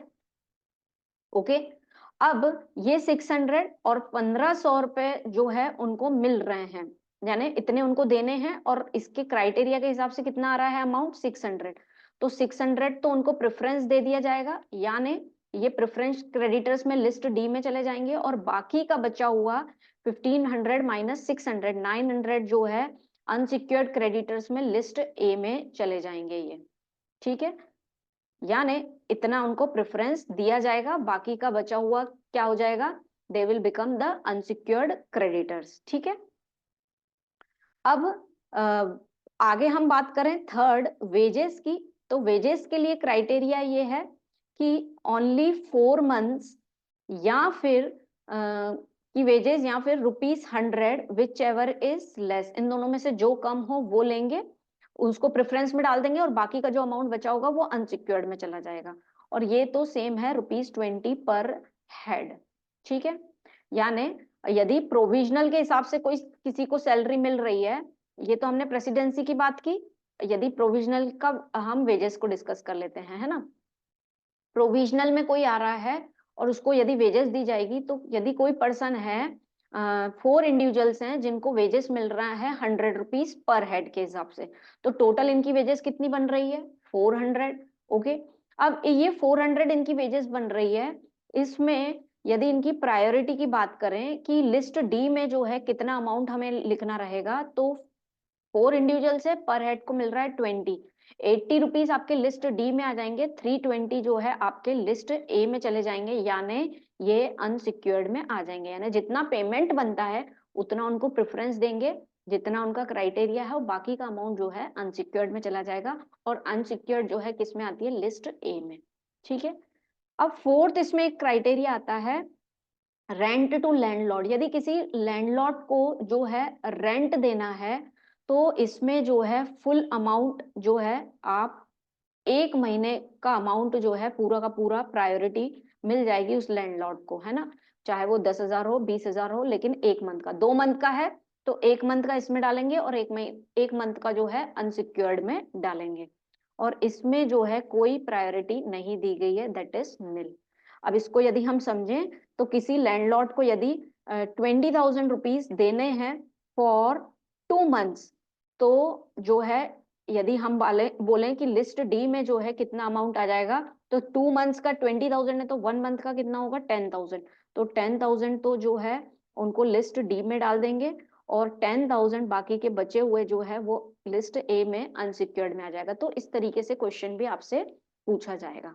ठीक है, तो ये है हमारा स्टेटमेंट ऑफ अफेयर्स, इस तरीके से बनता है, और जिसमें हमने प्रेफरेंशियल क्रेडिटर्स को डिटेल में देख लिया। अब डिफिशिएंसी अकाउंट यूजली जो है इतना ज्यादा नहीं पूछा जाता है, बट एक बार आप अकाउंट देख लीजिए कि उसमें डिफिशिएंसी अकाउंट कैसे निकालते हैं। जितनी आपकी एसेट्स ज्यादा हैं लाइबिलिटीज के ऊपर, वो अमाउंट आ जाएगा। कुछ इंटरेस्ट ऑन कैपिटल, प्रॉफिट हुआ है एसेट्स को बेचकर, प्रॉफिट किसी बिजनेस से, स्पेकुलेशन बिजनेस से आया है। सरप्लस ओवर प्राइवेट एसेट्स को बेचकर यदि कुछ आपको सरप्लस मिला है, सैलरी प्रोपराइटर की है, तो वो अमाउंट पूरा का पूरा डेबिट साइड आ जाएगा। फिर excess of liabilities over assets, यानी लाइबिलिटीज ज्यादा हैं, एसेट्स कम है, तो वो अमाउंट आ जाएगा। कोई ड्रॉइंग्स की है, बैड डेट्स है, लॉस हो रहा है रियलाइजेशन पे, या कोई और लॉस हो रहा है, तो ये जो है आप इन सभी आइटम्स को लिख लोगे। फिर उसमें से क्रेडिट में से जब हम डेबिट को लेस करेंगे, तो आ जाएगा आपका डेफिशिएंसी अकाउंट, यदि इस साइड बैलेंसिंग फिगर आएगा, है ना, और उस साइड आएगा तो सरप्लस, सरप्लस आता नहीं है, इसलिए ही इंसॉल्वेंसी का केस बनता है। तो डिफिशिएंसी अकाउंट के नाम से आप इतने अमाउंट की आपकी डिफिशिएंसी बनी है उसको रिकॉर्ड करेंगे, और ये आता है आपकी लिस्ट नंबर एच में, ठीक है। तो ये यहाँ पे हमने देखा स्टेटमेंट ऑफ अफेयर्स और डिफिशियंसी अकाउंट। अब एक छोटा सा question, that what is the difference between statement of affairs and balance sheet. तो बेसिस ऑफ डिफरेंस के बेसिस पे जो है इसको हम देख लेते हैं, statement of affairs and balance sheet. तो सबसे पहले यदि हम बात करें कि ये कब बनाया जाता है, यानी इसके टाइम की यदि हम बात करें, टाइम पीरियड, तो जो है ये इंसॉल्वेंसी के केस में बनाया जाता है, इसके अलावा तो नहीं बनाया जाता है ना। और ये कब बनाया जाता है, एवरी ईयर बैलेंस शीट तो हम हर साल बनाते हैं, ओके। फिर यदि हम बात करें इसकी यूटिलिटी, इसके लिए किसके यूज के लिए जो है स्टेटमेंट ऑफ अफेयर्स जो है जरूरी रहता है, तो ये हम कोर्ट के कहने पर बनाते हैं, कोर्ट के सेटिस्फेक्शन के लिए। और वहीं यदि हम बात करें बैलेंस शीट की, तो ये जो है प्रोपराइटर के यूटिलिटी के लिए जो है ये बैलेंस शीट काम आती है। फिर यदि हम बात करें वैल्यूएशन, यानी एसेट्स और लायबिलिटीज का वैल्यूएशन जो है, एसेट्स एंड लायबिलिटीज जो है वैल्यूड होती हैं किस पे, रियलाइजेशन वैल्यू पे, रियलाइजेशन वैल्यू पे। और ये होती हैं वैल्यूएशन इसका बुक वैल्यू पे। रियलाइजेशन वैल्यू का मतलब क्या होता है, उसकी बुक वैल्यू कितनी भी हो, जितने में एसेट्स को बेचा है वो हम अमाउंट एंटर करते हैं स्टेटमेंट ऑफ अफेयर्स में, ठीक है। फिर यदि हम बात करें कैपिटल की, तो बैलेंस शीट में जो हमारा excess of assets over liabilities होता है, वो उसी को ही हम कैपिटल बोलते हैं, और उस वे में हम कैपिटल निकाल भी सकते हैं। वहां यहाँ पे यदि हम बात करें तो यहाँ पे वो चीज क्या कहलाती है, डिफिशियंसी, ठीक है। फिर यदि हम बात करें किसी सरप्लस को या रिजर्व्स को रिकॉर्ड किया जाता है क्या, in the statement of affairs. तो स्टेटमेंट ऑफ अफेयर्स को ऐसे किसी सरप्लस और रिजर्व में रिकॉर्ड नहीं किया, लेकिन बैलेंस शीट में हम रिजर्व्स एंड सरप्लस को जो है रिकॉर्ड करते हैं। फिर बात करें हम कंटिंजेंट लायबिलिटीज की, तो कंटिंजेंट लायबिलिटीज जो है स्टेटमेंट ऑफ अफेयर्स में नहीं आती है, बैलेंस शीट में हम लिखते हैं, बट वो भी एज अ फुट नोट के वे में हम बैलेंस शीट में रिकॉर्ड करते हैं। फिर यदि हम बात करें इनटेंजिबल एसेट्स की, जैसे कि गुडविल वगैरह हो गई, तो इनटेंजिबल एसेट्स जो हैं आपके स्टेटमेंट ऑफ अफेयर्स में नहीं आती हैं।